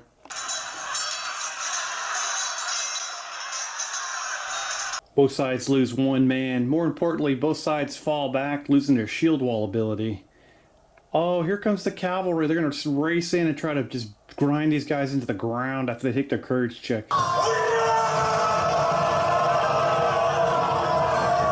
Both sides do pass their courage check. The Baron orders the charge. Sound the trumpets, homie. Here they come.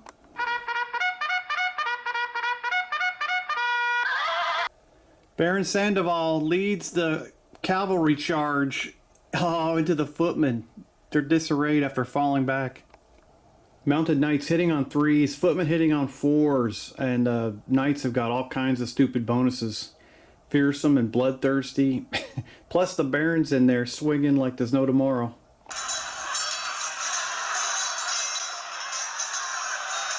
Two footmen are slain. 1 knight goes down in a heap. Oh. They didn't roll. The Baron even missed swinging. They only got 1/6. So they didn't do all the damage they wanted to do. The footmen will get pushed back, and we'll do courage checks. -3 for the footmen and a net even for the Baron.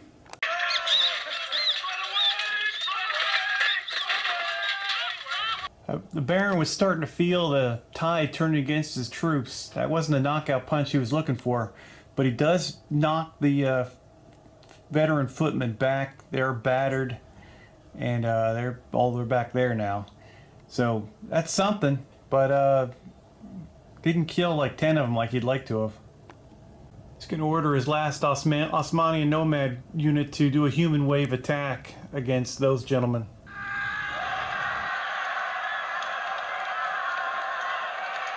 They're going in against the light infantry and shield wall. I feel like the Osmanian nomads are kind of underpowered. They're special compared to the other mercenary groups. I might give them a ability next game where they charge. They can throw their spears in, like almost like a sharp practice, throwing their tomahawks in first. So, not do this game, but next time, just because they feel underpowered, that's what we'll do. Two of the nomads are killed. One of the Timordan light infantry. Pretty crappy dice rolling. That was pretty sad. Just pretty. We'll do 2 break tests. I think it's going to be -1 for each.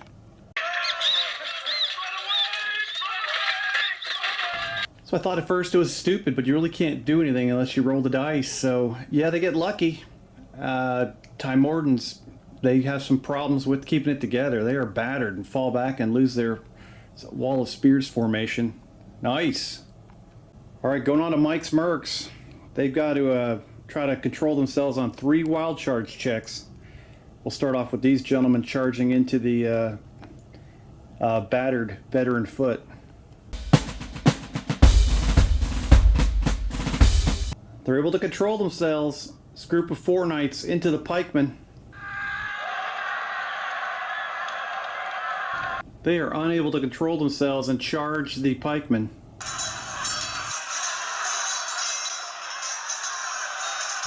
Two pikemen are slain. One of the knights, so the pikemen are going to fall back 3 inches. I'll have to maybe move them forward just so they don't crash into somebody else. And oh, they're down to half strength though. Mike's group of knights there, so they won't be as dangerous next turn. Okay, we'll do courage checks. -2 for the knights. -3 for the pikemen. Alright, that's done. Now Mike is going to order in his lead group of knights against the battered footmen.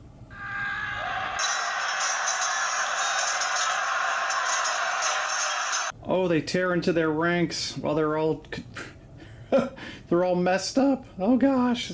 3s against 6s.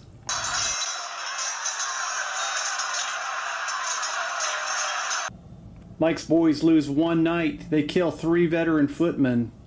Courage checks now. -6 versus 0.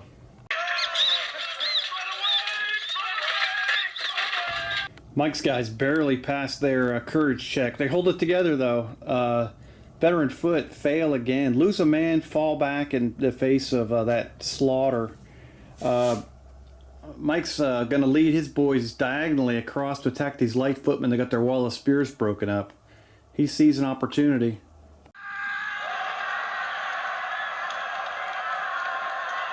Mike leads his knights in against the against the light infantry that are battered. 3s against 6s. Armor 2 against armor 4.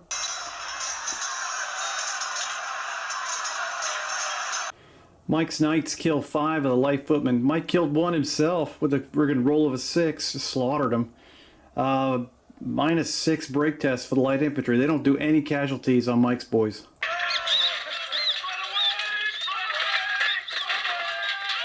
It was just too much for those Time Warden light infantry as they are slaughtered and run. Oh, wiped off. The unit is gone. We'll go out to the far right flank here to finish up the Aurelian turn. Going to try to rally these light infantry in the woods. The horrors of war are too much for them as they lose a man. He runs and they fall back across the road. Not the smartest move, but the knight is going to order his crossbowmen to hammer these frontier knights before he goes in. He screams at him to fire. They didn't listen the first time. They unleashed 12 crossbow bolts into those frontier knights at close range.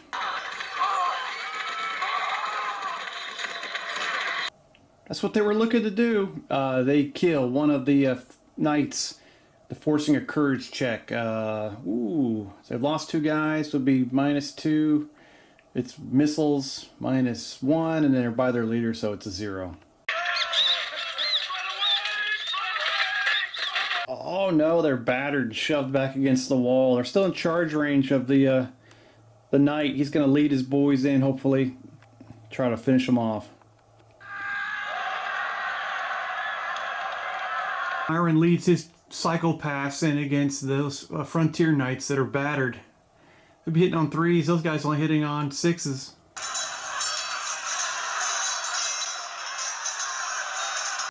Sir Byron Pendraken chokes on that one. He misses himself. His whole unit kind of screws up. They're only able to kill 1 of the Time Warden Knights and losing 1 of their own. Oh, they're forced back. -2 courage check versus an even courage check for the Aurelians. Both sides pass. Sir Byron screams at his wall of spears to break formation and charge the frontier knights. He's trying to snatch victory from defeat. I don't know if it's going to happen. Let's see what happens, man. I can't wait.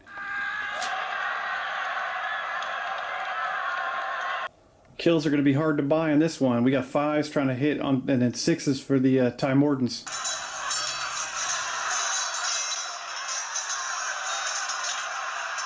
It's kind of like a fight in high school. Everybody gets around and kind of shoves each other, but nobody is killed. Both sides kind of pull back to address the situation. What's going on, man? I'll get you, punk. All right. That is the end of the Aurelian turn. I guess it's 5. So we go on to Brother Maynard.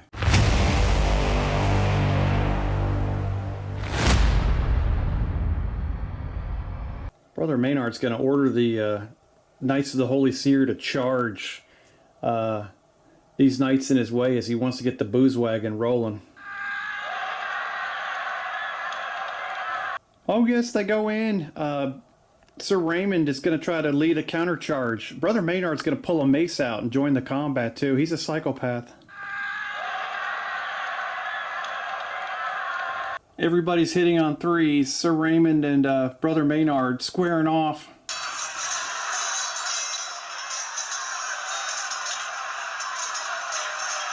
Alright, Brother Maynard slams someone's skull with his mace. Now he's going to try to bring back the knights he just lost. Lost 2 of them. Oh, he can't do it. He's thinking about converting to a different religion. Alright, so now we got to see if Brother Maynard and Sir Raymond are hit.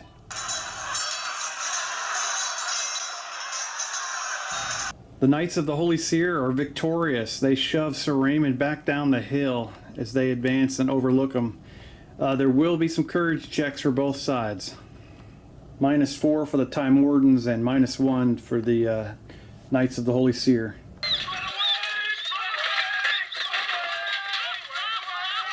Sir Raymond, his one knight, and his little drummer boy, they are battered as they looked up the road at the boys just defeated them. These guys are not even phased. They're just used to seeing death. They were kind of hoping that Brother Maynard would bring them back. But that's it. Turn 5 ends. Oh, what a slaughter. Casualty counts are getting stupid as usual. I love it. Whole center collapsing, kind of swinging back and forth, which is the kind of battle you want to see. Oh, all right, we'll see you in turn 6.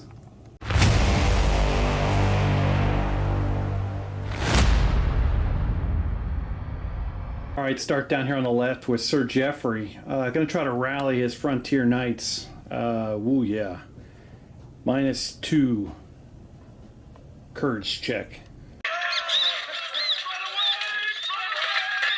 Well, that sucks. They fall back another 3 inches and lose a man. Casualty counts. Getting up there. No one's near the custom house yet. Oh, probably going to regret this, but Sir Geoffrey's going to order the archers to fire at those heavy foot.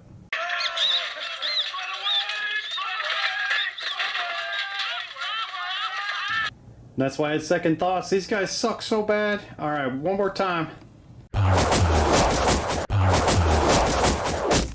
All right, they get off the arrows. They're going to launch.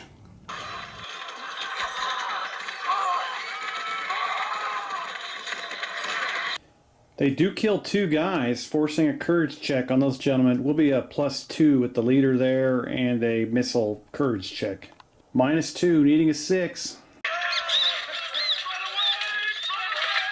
Oh, that's why they shoot. They're battered. Combined arms. Sir Geoffrey can't let that go without attacking. He's going to try to go over the wall and slam into those guys.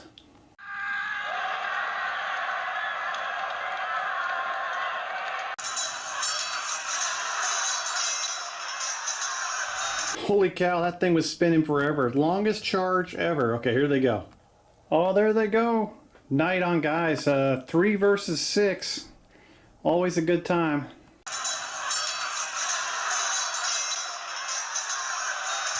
The Timordan Knights crush those heavy foot. They lose 3 guys. The Knights don't lose anybody. Big old courage check for these gentlemen.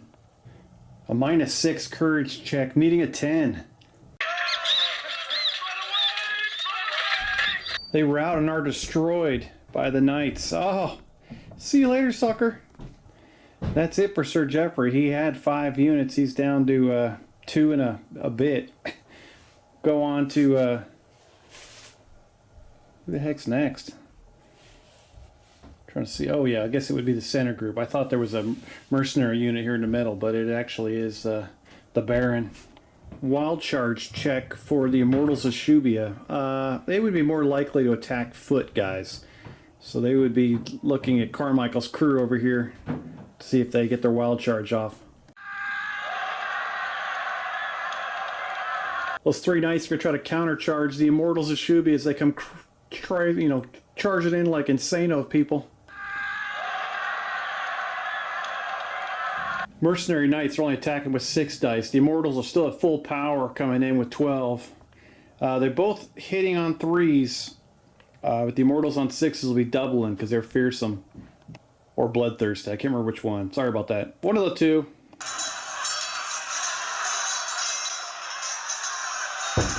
Well, on the good front, the Doug's Knight, who's left, wins the battle. They kill off 3 Immortals, only losing 2 of their own, but just he stands alone. Courage checks are going to be rough for both sides. -4 for the 2 live crew, -6 for the Immortals.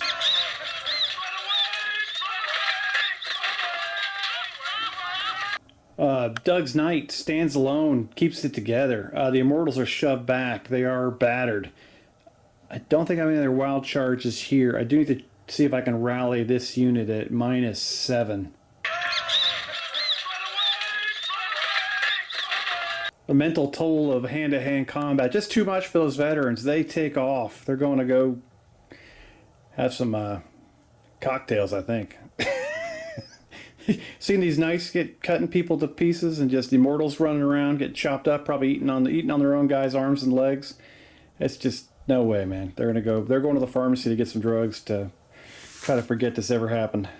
The Baron, he's going to order his pikemen to try to attack Carmichael's crew over here. All right, Doug's guys going to try to counterattack against the knights. It's a good thing if you counterattack against the pikes, you do get to attack at 3. The bad thing is the pikes they roll 6s, they chop you, they do double damage as you skew yourself on the poles.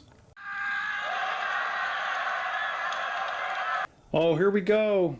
Knights hitting on 3, pikemen hitting on 4, but pikemen will do double damage on 6s. They both also have armor of 4, so it gets kind of ridiculous. The Chiltern falls back, and so the knights, as they both kill one of each other's guys. The only time you break up a pike block is if it's battered. That's my little rules. They both have to take battered tests, though, which could break them up. -4 for the pikes, -1 for the knights.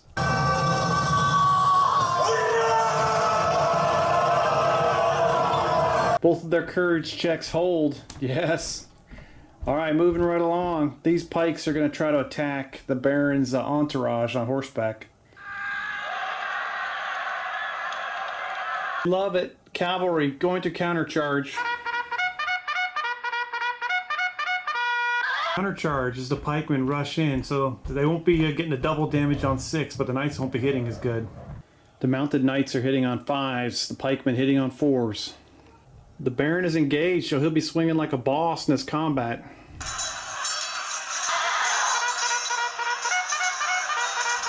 They both kill one guy, so we'll do some courage checks. They both fall back.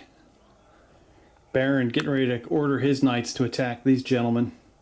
We'll do courage checks first. They might be out of range if these guys fail their courage check. -1 for the knights and a even courage check for the pikemen.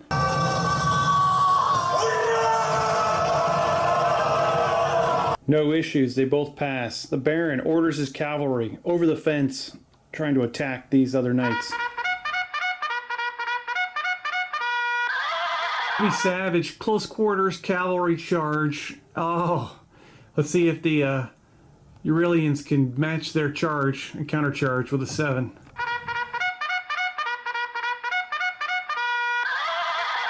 Oh, they succeed. This could be the battle as the two barons face off in hand-to-hand combat. Everybody's hitting on threes. Everybody's bloodthirsty. Everybody's fearsome. Oh.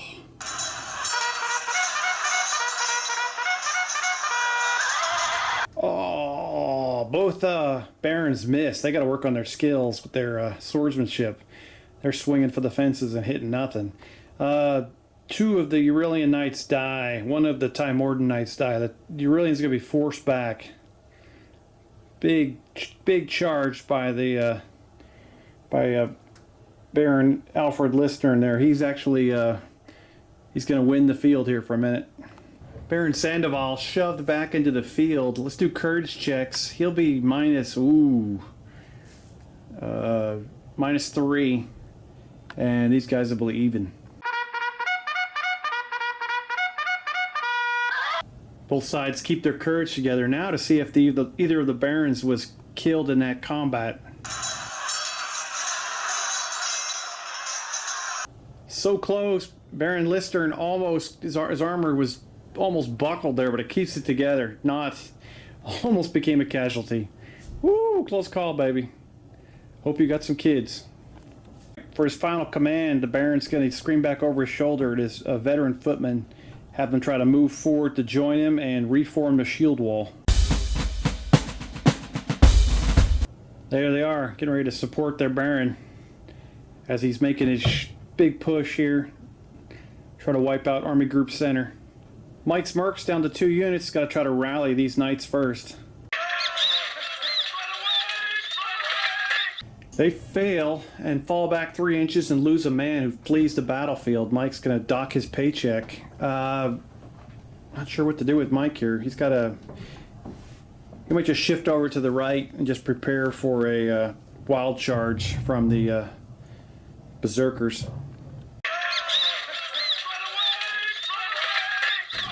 He's going to try that again after that. He got a little bit of a horse in his throat, a little frog in his throat there. Could get the order out.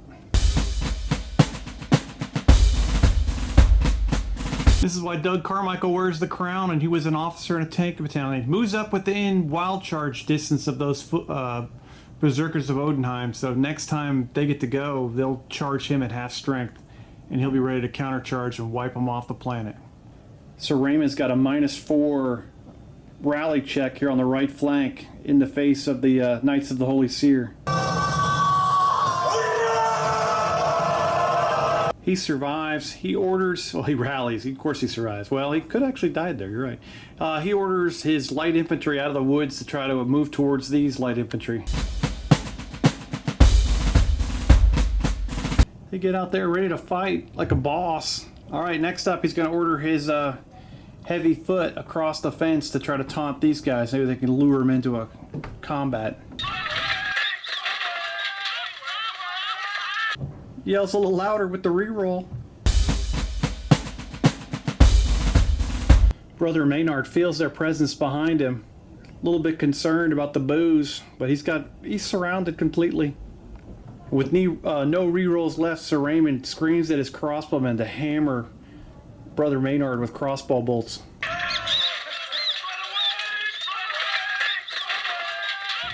They can't follow that order. They want to go to confession first before they shoot at religious icons. Sorry about that, buddy. No crossbow bolts fired this turn. That'll end the Timorden turn. I feel like we're rapidly approaching the end. His bodies are all over the place. All right, Aurelians. I think we'll start down here at this end on the north side.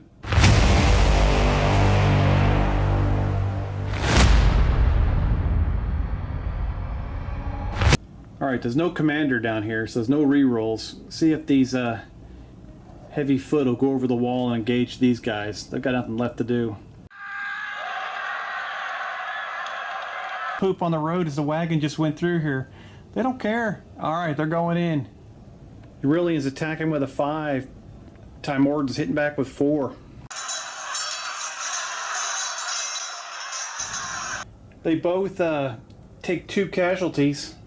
And they can't really get pushed back anymore because they're right against these, they're inside this bloody lane here, trying to reenact some kind of Civil War battle on a different planet that happens in the future. What's going on? It's crazy. They will be going again next turn. They're both out of command range, so -2 courage checks for both sides. Aurelians do fall back battered after that horrible roll. Where's my officer corps? There's nobody in charge of this nightmare.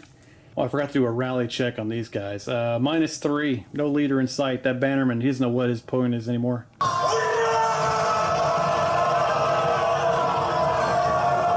They pass it. Yes. All right, light infantry gonna attack light infantry. Or better, should I just throw javelins at the Baron? I think they need a 7 now. Let me see. No, it's a 6+. They're gonna go for the total collapse of this team by trying to hit him with javelins. Oh, they're gonna hork 12 javelins at Sir Raymond. He's nervous. Didn't even see that coming. Atrocious marksmanship as all those javelins just bang off the little drummer boy's helmet. Nothing hits. Yes. Thanks for wasting your time. These archers, on the other hand, are going to try to blast Brother Maynard in the side of the noggin.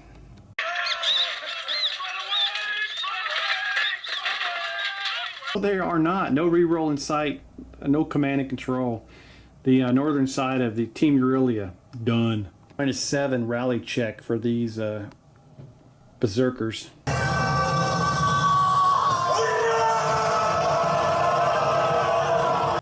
Massive success. They start sharpening their axes for next turn. All right, let's see if Carmichael's well-laid ambush will work. These gentlemen wild charge into the mercenary knights. Oh yes, they're going in. Doug unsheaths his sword, yells for his men to charge. Let's see if they listen.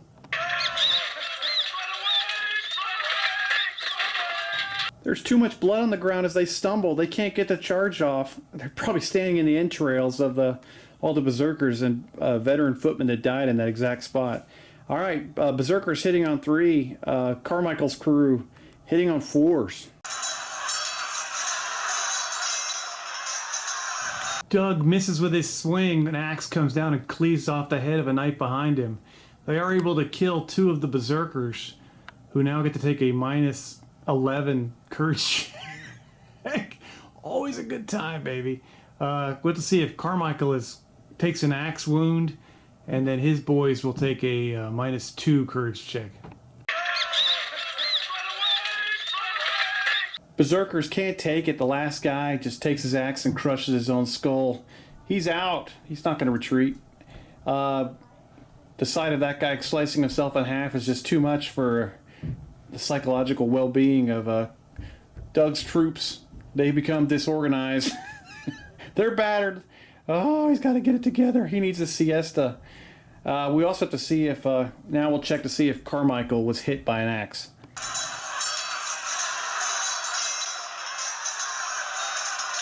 Not even close. Carmichael's armor is just too good for that kind of stuff. His unit is at half strength, so next turn he will be hitting with 6 dice and not 12 anymore. A lot of these units are just getting down to that point. All right, that's the end of Carmichael. Oh, that's the end of the Berserker, sorry. Going into the center, no battered units, no wild charges. I'm going to use that new rule because these guys suck otherwise. These guys are going to try to charge the cavalry, and if they're getting attacked, we'll say they throw half their dice. If they're attacking, I'll let them throw a full 12 or whatever they got. So they're going in if they can pass an order. The knights will try to countercharge. That's clutch. They'll be hitting more easily, and also cuts down the number of javelin throws by these guys to half. All right, here we go. Start off with 6 javelin tosses from the nomads. No casualties, baby. That would have been nice. No muskets and tomahawks for you. All right, here comes the clash. And the Baron swinging like there's no tomorrow. Armor 2 against armor 4. Let's see if those pajamas can hold up.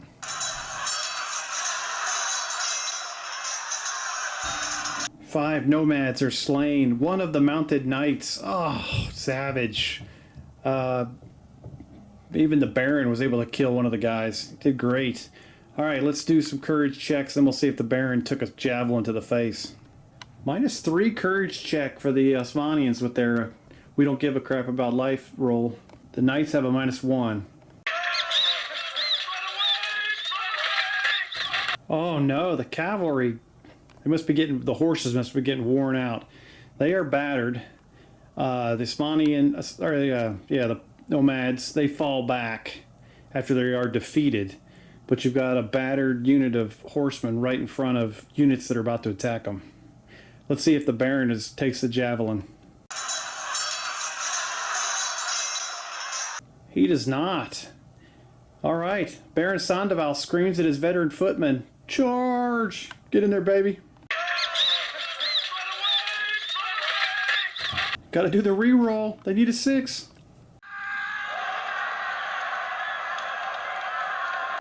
Well, they were fired up that time. They heard them. They run amongst the horses with their axes and maces and swords, trying to chop people out of their saddles. They'll be hitting on 4s. The knights are going to be hitting on 6s. Baron's going to be fighting for his life against this nightmare. Cavalry aren't able to kill any of the footmen. They do lose one guy. One mounted knight is slain by those gentlemen. They kind of really screwed the pooch there. Lots of 1s and 2s. We'll do courage checks for just the mounted knights, and we'll also check to see if the Baron is chopped up to pieces. The white dice will be for the Baron. Blue dice will be for the courage check.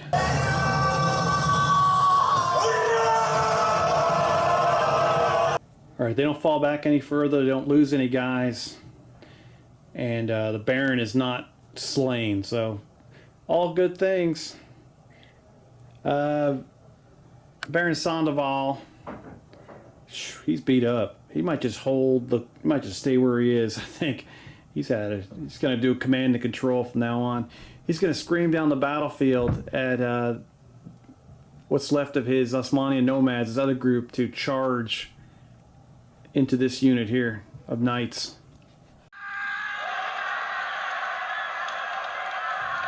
No, he won't charge that unit tonight because that's on his team. That's Mike D.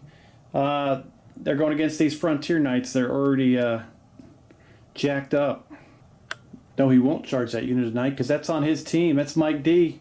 They're going against these frontier knights. They're already jacked up. Oh, they go in crazy style against a battered group of frontier knights. Not good. These gentlemen will, well, first of all, they'll throw 12 javelins at him on the way in. Oh. And there's no counter charge. Good luck.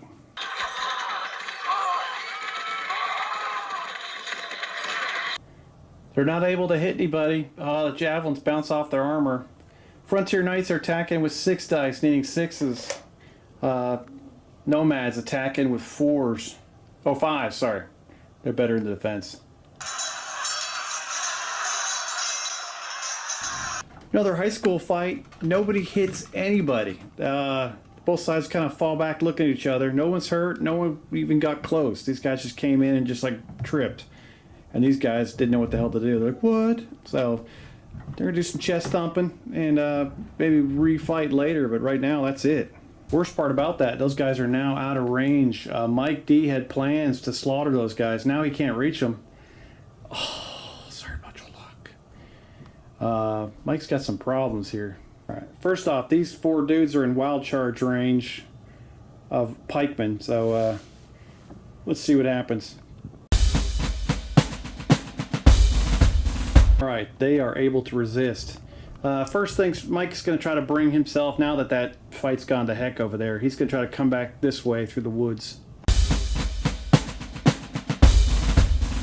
All right, Mike D brings up his 4 knights, start getting close with other guys. We got they did not pass their wild charge check. Technically, this guy needs to pass a wild charge check because he's in range, single unit against the pikeman.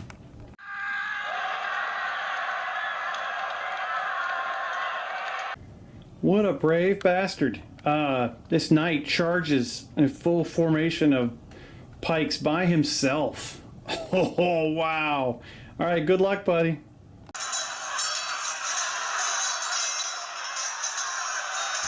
He does go down like a boss. He is slain skewered on a pike, but he's able to slash the throat of one of the pikemen and kill him. Oh, get that guy some kind of Legion of Merit or some kind of some crap. Way to go, baby. There's a -1 courage check for the pikemen. Can they stay in the face of that bravery?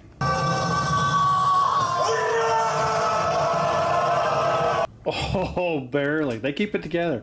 That dude definitely had a psychological impact. Just to follow up, Mike's going to order in these other 4 guys to attack the same formation.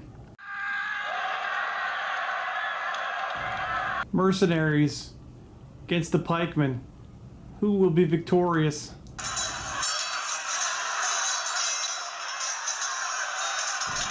They both lose 2 men and fall back away from each other to re-engage at a later date. I got some courage checks here. -3 for the Mercenary Knights. Same for the Kaldani Pikemen. Mike's Mercs, keep it together. Kaldani Pikemen are about had enough. They've been in the thick of it for most of the battle here. They are now battered. Oh, they can feel presence to their right. They got all kinds of issues. We got to finish up the final flank over here to the south side. All right, see what happens. Do a rally check on these light infantry. A -2 check. They finally shake it off. They've been battered for like 3 turns. Keep retreating. All right, they shake it off. Okay, if anything, the crossbowmen are going to try to fire at these guys, but first things first. Yes. Knight on knight. Sir Byron Pendraken against Sir Geoffrey Mullins. They do like the Dune knife salute when they kind of put the blade over his head. Gonna try to go in psycho style, chop him to pieces. All right, let's roll, see if these guys can countercharge. Oh, they're caught flat-footed. You never like that option. Aurelian Knights under Sir Pendraken will be hitting on 3s against Sir Geoffrey's boys hitting on 4s.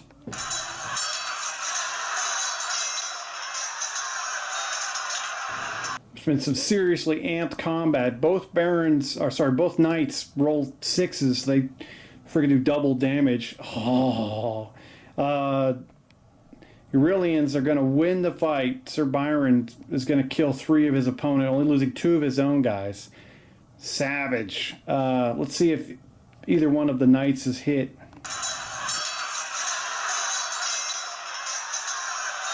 Neither knight is killed. They'll both be at half strength from now on. We've got courage checks for both at -2, I believe. Oh, -1 for these gentlemen. They have the music instrument, baby. The horn resounding gives them extra courage.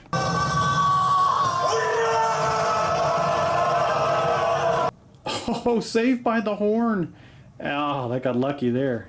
Thank God they got that rule. All right, last up, crossbowmen. Gonna try to pass an order, which they never can. They're gonna try to skewer these guys. They fail. They are in reroll range. Hook them up. Oh, crossbows. Just can't get that 7.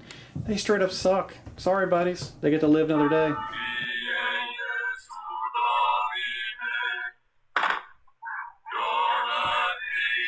Brother Maynard will order the charge.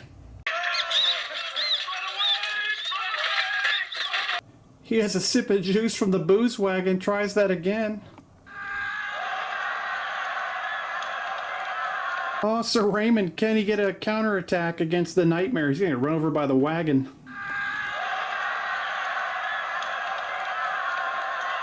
Oh, he does. Everyone's going to be hitting on 3s. Brother Maynard joins the battle with his holy mace. He's probably throwing some cow poop and horse poop at people too. It's going to be brutal. The knights they're at full strength. So it'll be 12 dice versus 6.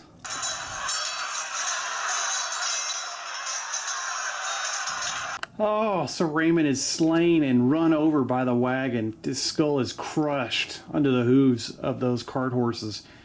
Oh, Brother Maynard prays for him disdainfully. All right, we got to do courage checks all the way across the line on light infantry, crossbowmen, and these heavy footmen to see if they got to pass courage checks.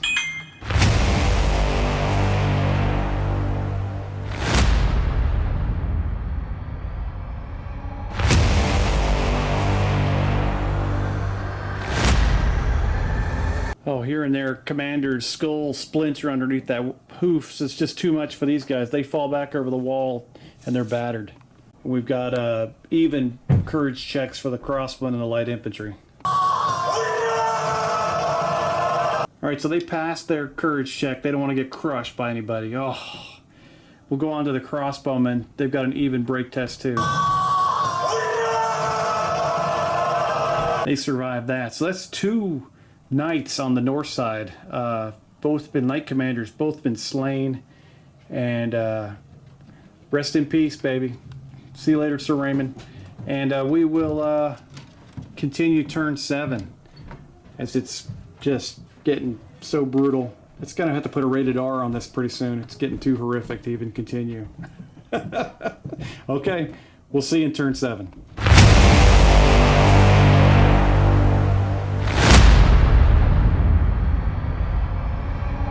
Oh, word reaches Sir Geoffrey about Sir Raymond's getting crushed by that wagon. Oh, he's so sad. He's going to try to rally his frontier knights, or what's left of them. These 2 dudes like, hey man, get your crap together.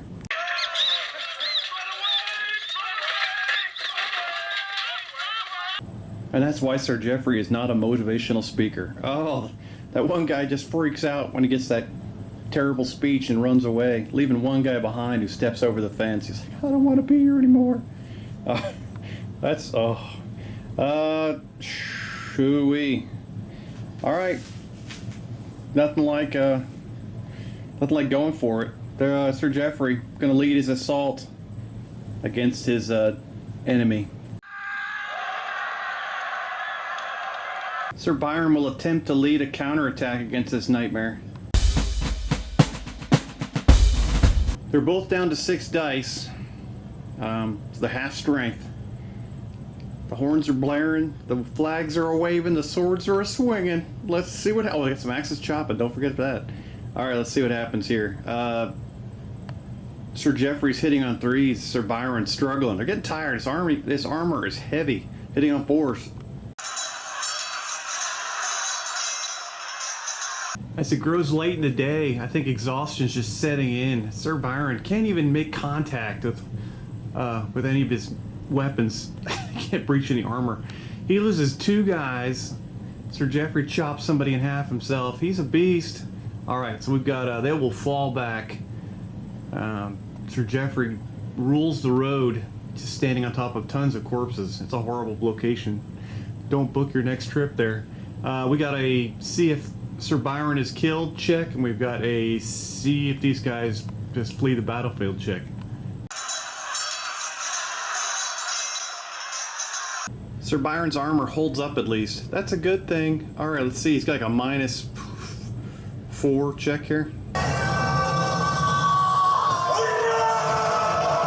He loves it. He's hanging out. Alright. Sir Geoffrey's going to try his archers that never shoot. They probably got every single arrow they brought with them. I think they got 1 volley off. They're going to try to smash the Osmanian nomads.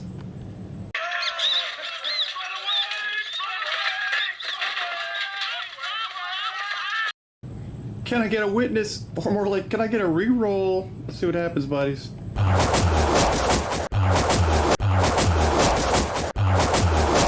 Let the arrows fly.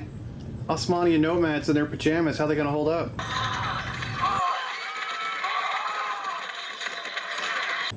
Two more guys are skewered. They got a -2 or -3 break test.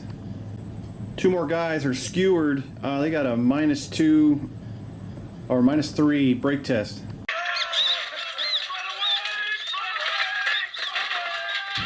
Those guys are battered. Just finally getting to them. They've lost like 6 or 7 guys.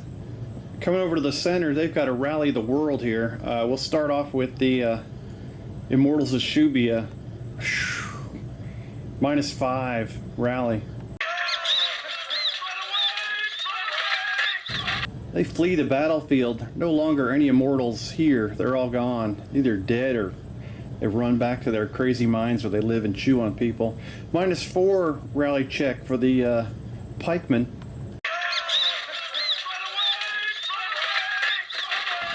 The Shiltron remains battered. They lose a pikeman. He runs from the battlefield. And yeah, that's where they are.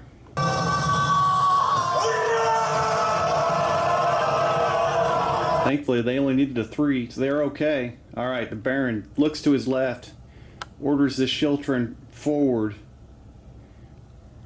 They might be able to reach those guys, but they're going towards them.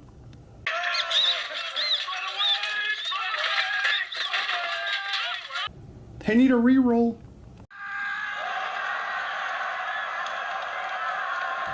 They're just short of Mike's knights. The big thing they wanted to do is try to protect the battered, their battered brethren here to their left. So that's successful. Good job. And I think that might be all he's got. Everything else is in his command is toast. The footmen really can't move because they're stuck behind the knights that have to rally. I guess I could spend a turn crossing over the hedge.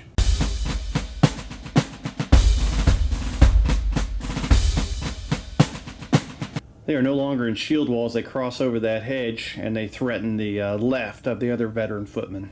Alright, Carmichael's crew needs double rallies. Whew, they're in trouble. Let me see if these guys are within 12 inches of Doug.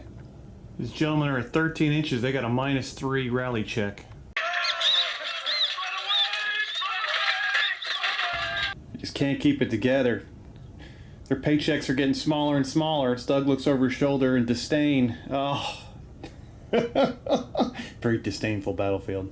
Alright, let's see if Carmichael can rally his own troops. -2.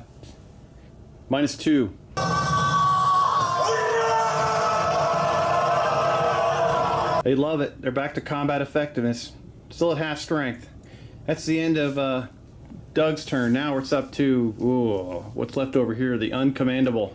But first, let's do a rally check.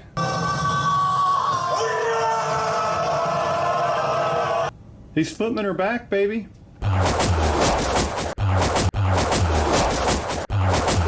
And the crossbows will fly against the Knights of the Holy Seer, only needing 4s to hit.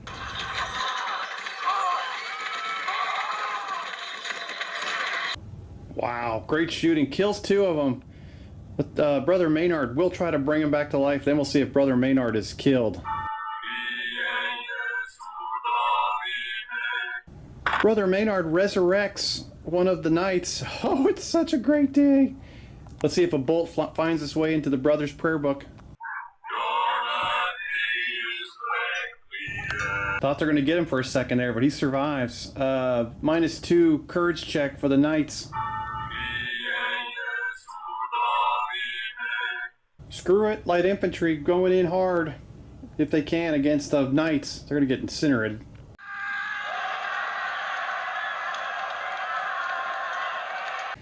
The only good thing is the knights are at half strength now. Let's see if they can counterattack against this mob of morons. Light infantry hitting on 5s. Knights hitting on 3s. Brother Maynard bringing the pain.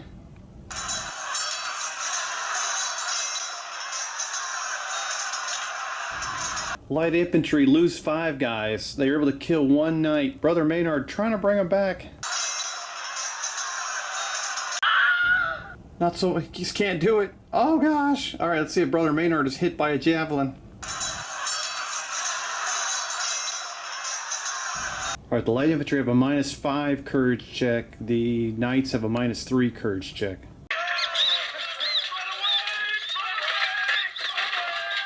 Oh, they fall back battered. The knights are holding out.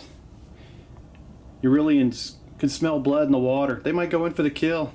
Alright, so far the Time Wardens are becoming... They're close to combat ineffective. Might be time to sign the peace treaty.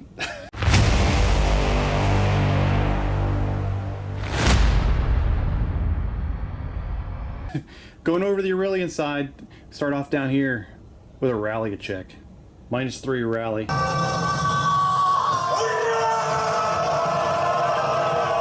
They pull themselves together. The remaining foot knights are going to try to move forward so they can engage.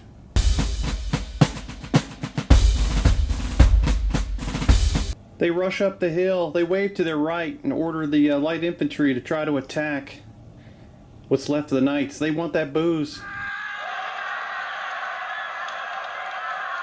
Brother Maynard calls for the charge. I'm not sure if he's able to do it.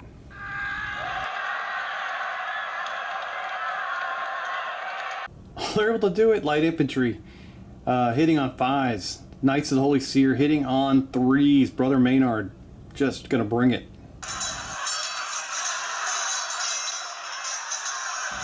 So far, 1 knight has died. I forgot to roll Brother Maynard's dice. 3 light infantry died. 1 more knight gets just stabbed about 1,000 times. Let's see if Brother Maynard can reverse that.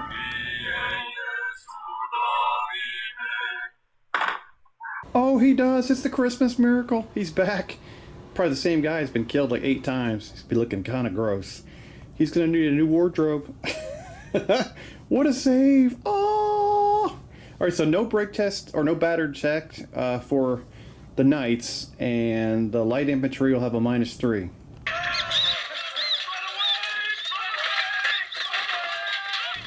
The light infantry fall back, leaving the door open for the archers to blast what's left of the Knights of the Holy Seer with arrows.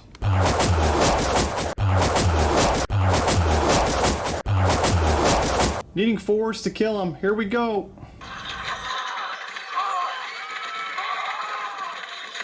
Both knights are just felled with arrows. Could Brother Maynard bring him back?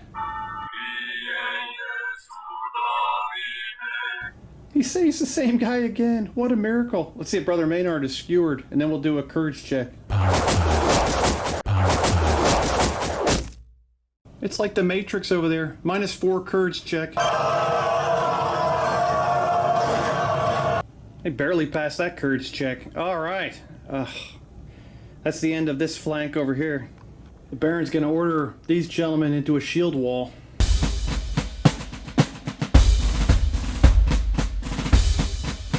Tries to order the nomads, what's left of them, forward into a wall of spears. Tries that again with a reroll. These guys are trying to recreate the Maginot line.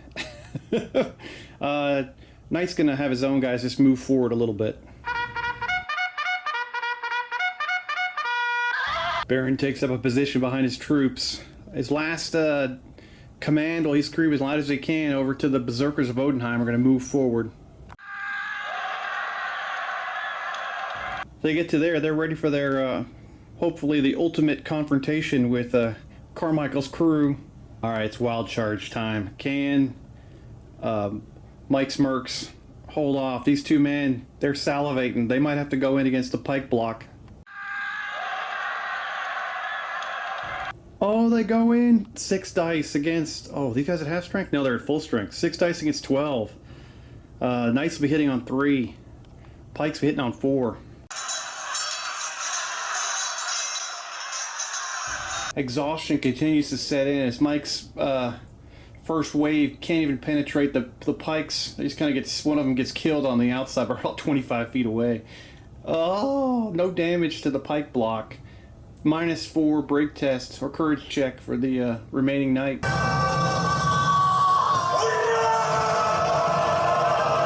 Oh, this guy is brave. No, does not become battered. Holds off. He sees his leader off to his left, and he wants to make a good impression. He wants to get in that, that ultimate group hanging in with their boss. These guys under Mike, wild charge versus the same attack objective. Oh, now it's 12 dice on 12 dice, plus the extra die for Mike. Let's see what they can do against the mobile children.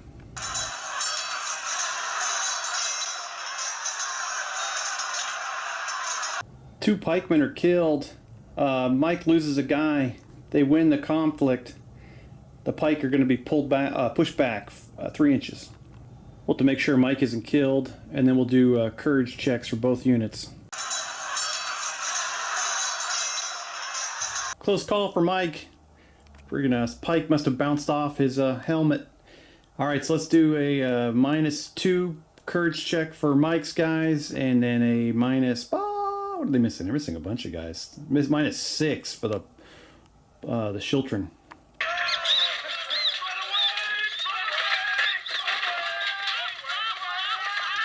The Kaldani flee the battlefield. They held out like a boss. That was that's pretty intense. Great job. But Mike just too much of a skilled swordsman. Finally breaks him. Took a while. Lost a lot of dudes in the process. I'll go out to the far flank here and see what happens. Actually, I still have one more unit. I forgot to order of, these guys are, oh, they need to be rallied. All right, that's a big forget by Steve, but they're miles away. -3 rally check. All right, Baron's gonna try to use some tactics here. Gonna order his light infantry to attack these knights. Gonna try to wear them out. All right, the knights turn. Countercharge if possible. All right, 12 dice against 6. Knights are hitting on 4s. Light infantry hitting on 5. Sir Geoffrey just looking to survive this turn. Here comes the crazy people.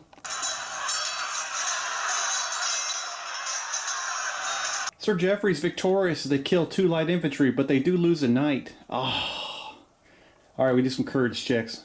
-3 for the light infantry because they got the horn resounding right there. And these gentlemen, what do they get? They're missing 4 guys, but they got a leader, so -3 for them too.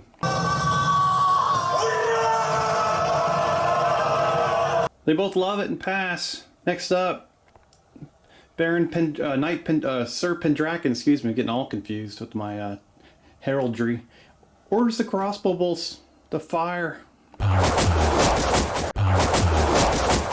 All 12 bolts hitting on 4s. Sir Geoffrey getting nervous.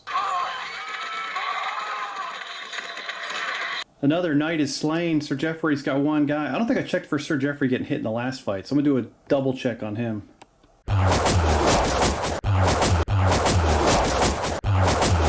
Sir Geoffrey survives both those encounters. Now he's got a -4 courage check with his last guy. Oh, he makes it.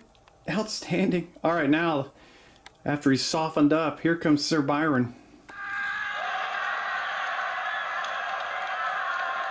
And Sir Geoffrey lead his men in a counterattack versus that charge by his ultimate foe. Just too freaking tired. Oh, it'll be 6 dice plus the command dice on each one. Sir Byron will be hitting on 3s, Sir Geoffrey on 4s.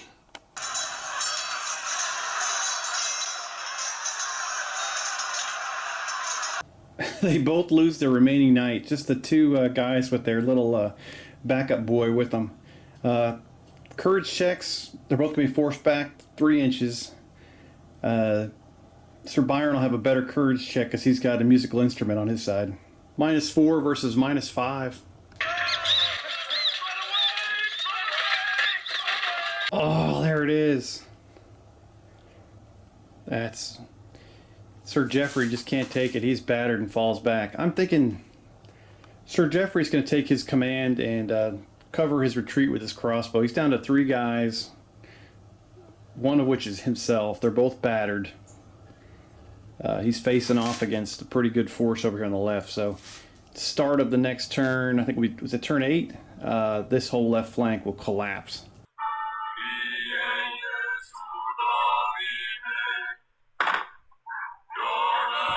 Alright, they will retreat off the battlefield. Have to go all the way down here to the far side. As that turn ends up, just got to move forward, or try to move forward. Brother Maynard in the booze mobile.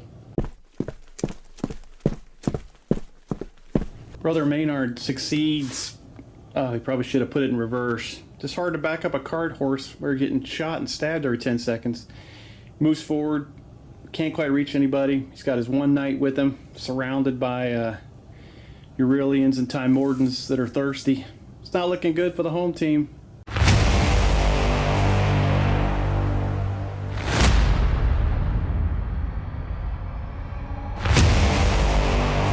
Alright, let's start off with rallies. We're trying to rally the... so we have no left flank anymore. Try to rally the Kaldani pikemen over here on the left. They are no longer battered, but cannot form their shelter until next turn. If there is one. Yeah, Baron's going to go out like a boss. He's going to charge the shield wall. The writing's on the wall, but he's going to try to snatch a victory from defeat as he goes in. He only has going to have 6 dice hitting on 3s against these guys hitting on 4. Everyone's got armor 4.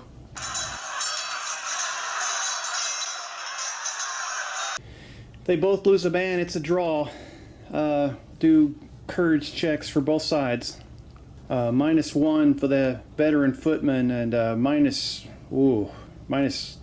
3 for these guys, the mounted knights. No, -4. No, I was right the first time. It is -3.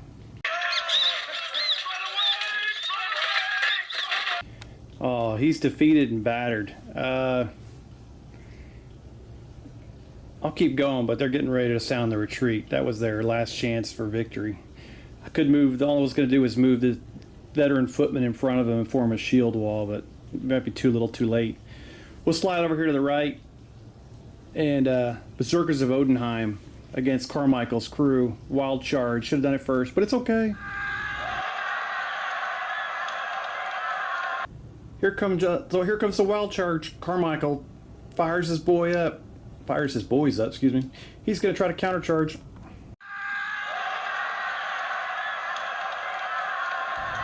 This is why Doug gets the big bucks going up against these psychopaths. All right, everybody's hitting on 3s.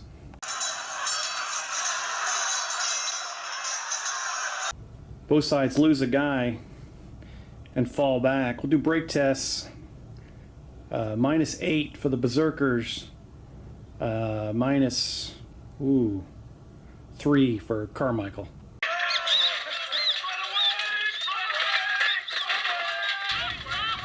Carmichael's boys can expect a little bonus check as they defeat another unit of Berserkers of Odenheim and send them packing back to the Northlands. Oh, they keep it together, and the Berserkers flee. Right over here trying to rally the light infantry. They're back, baby. All right, can the crossbowmen perform the like that scene in The Godfather 2 when Sonny's at where that guy at the toll booth when they incinerate the guy with all the machine gun bullets? So, crossbow bolts galore into Brother Maynard and his one knight.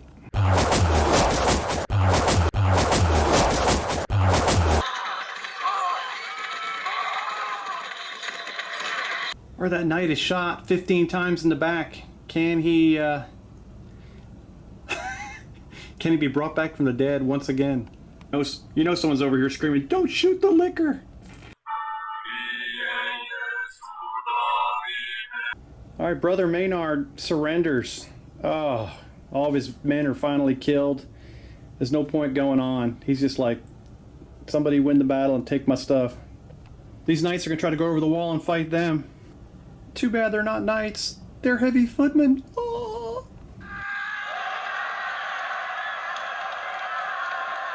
Oh, if there's fighting for the liquor now, it's just totally gone insane. Timordans lose 2 guys. Don't inflict any casualties. They fall back against the wall. They'll do a courage check. -4 check. Oh, they are battered and fall back. All right, should be the last turn here as everybody's just dying. Aurelian's going to wrap it up. Try their light infantry, throwing javelins at these light infantry.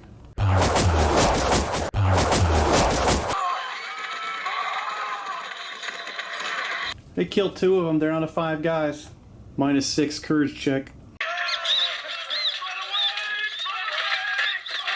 And they flee the battlefield, and that's it. Great battle. Went back and forth. These guys would have surrendered. Brother Maynard would be led off back to the Aurelian camp for a massive kegger. Timordan crossbowmen would slink away. Carmichael, he's got his honor intact. He did good things. He'll pick up these guys and try to shake some reality back into them, hit the recruitment trail to get more people for the next battle. Baron's going to pull back. He's got really nothing left to offer this battle. He tried. All right, so Baron Listerin will survive, and he will run away. He has and also Sir Geoffrey will survive. Sir Raymond is dead. He's gone. And then the whole left flank is gone. So the Timordans will lose this battle. As I said before, I'll be back to add up the glory points I think it's going to be a complete and utter massacre. And Eurylians win the first battle of the series. Outstanding work. Your Baron did just enough. Outstanding, buddy. Baron Sandoval. He can brag about this at home when he's drinking Brother Maynard's booze.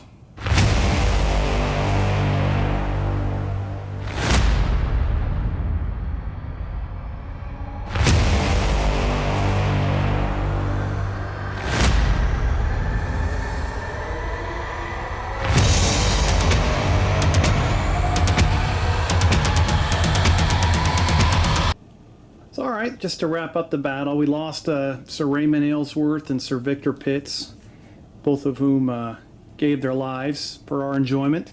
God bless them. The Eurylians will get all 3 glory points. For winning the battle, they get 2, according to the victory conditions in the Escort scenario. And they also get the bonus for stealing the actual... the wagon of the goodness, so they get 3 total. Team Timordia gets 0.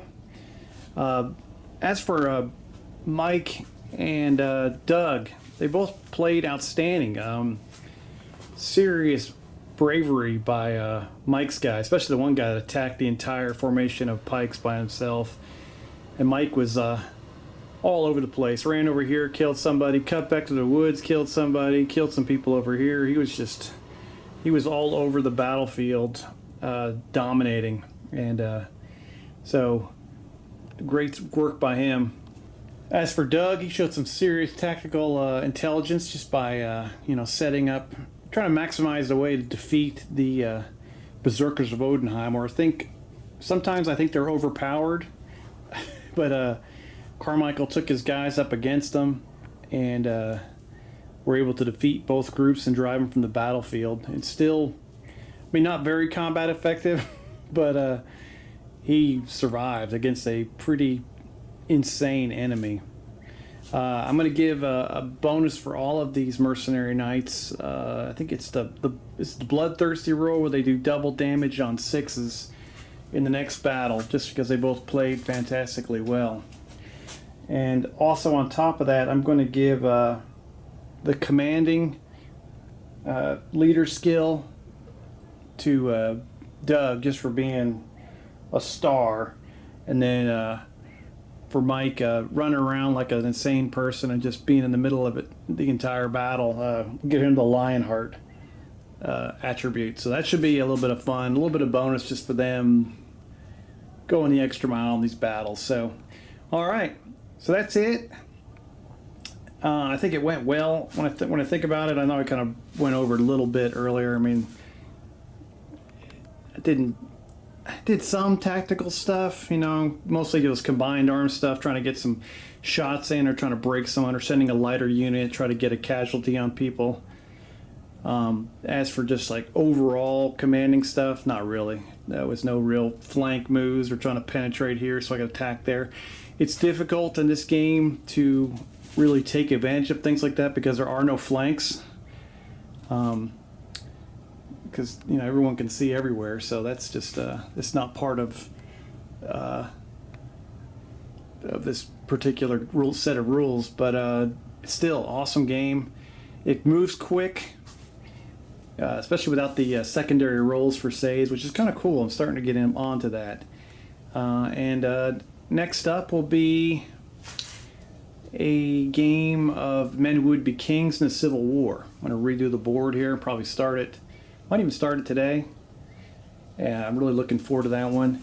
I also bought Rebels and Patriots, and I'm actually going to do a pre-thought video on both of those. I'm going to release them at some point, and just for fun to go back and watch later, and just give my initial thoughts of just reading through the rules real quick, compare and contrast the two, and then play a couple games and then go back and go, hey, yeah, I was totally right, or I was totally wrong. And yeah, just something fun. All right, well, I think you guys are awesome. I hope you have a great rest of your weekend. It's Sunday today here, and just keep doing what you're doing. I'll keep on cranking games out because this is awesome. All right, you guys are awesome. See ya.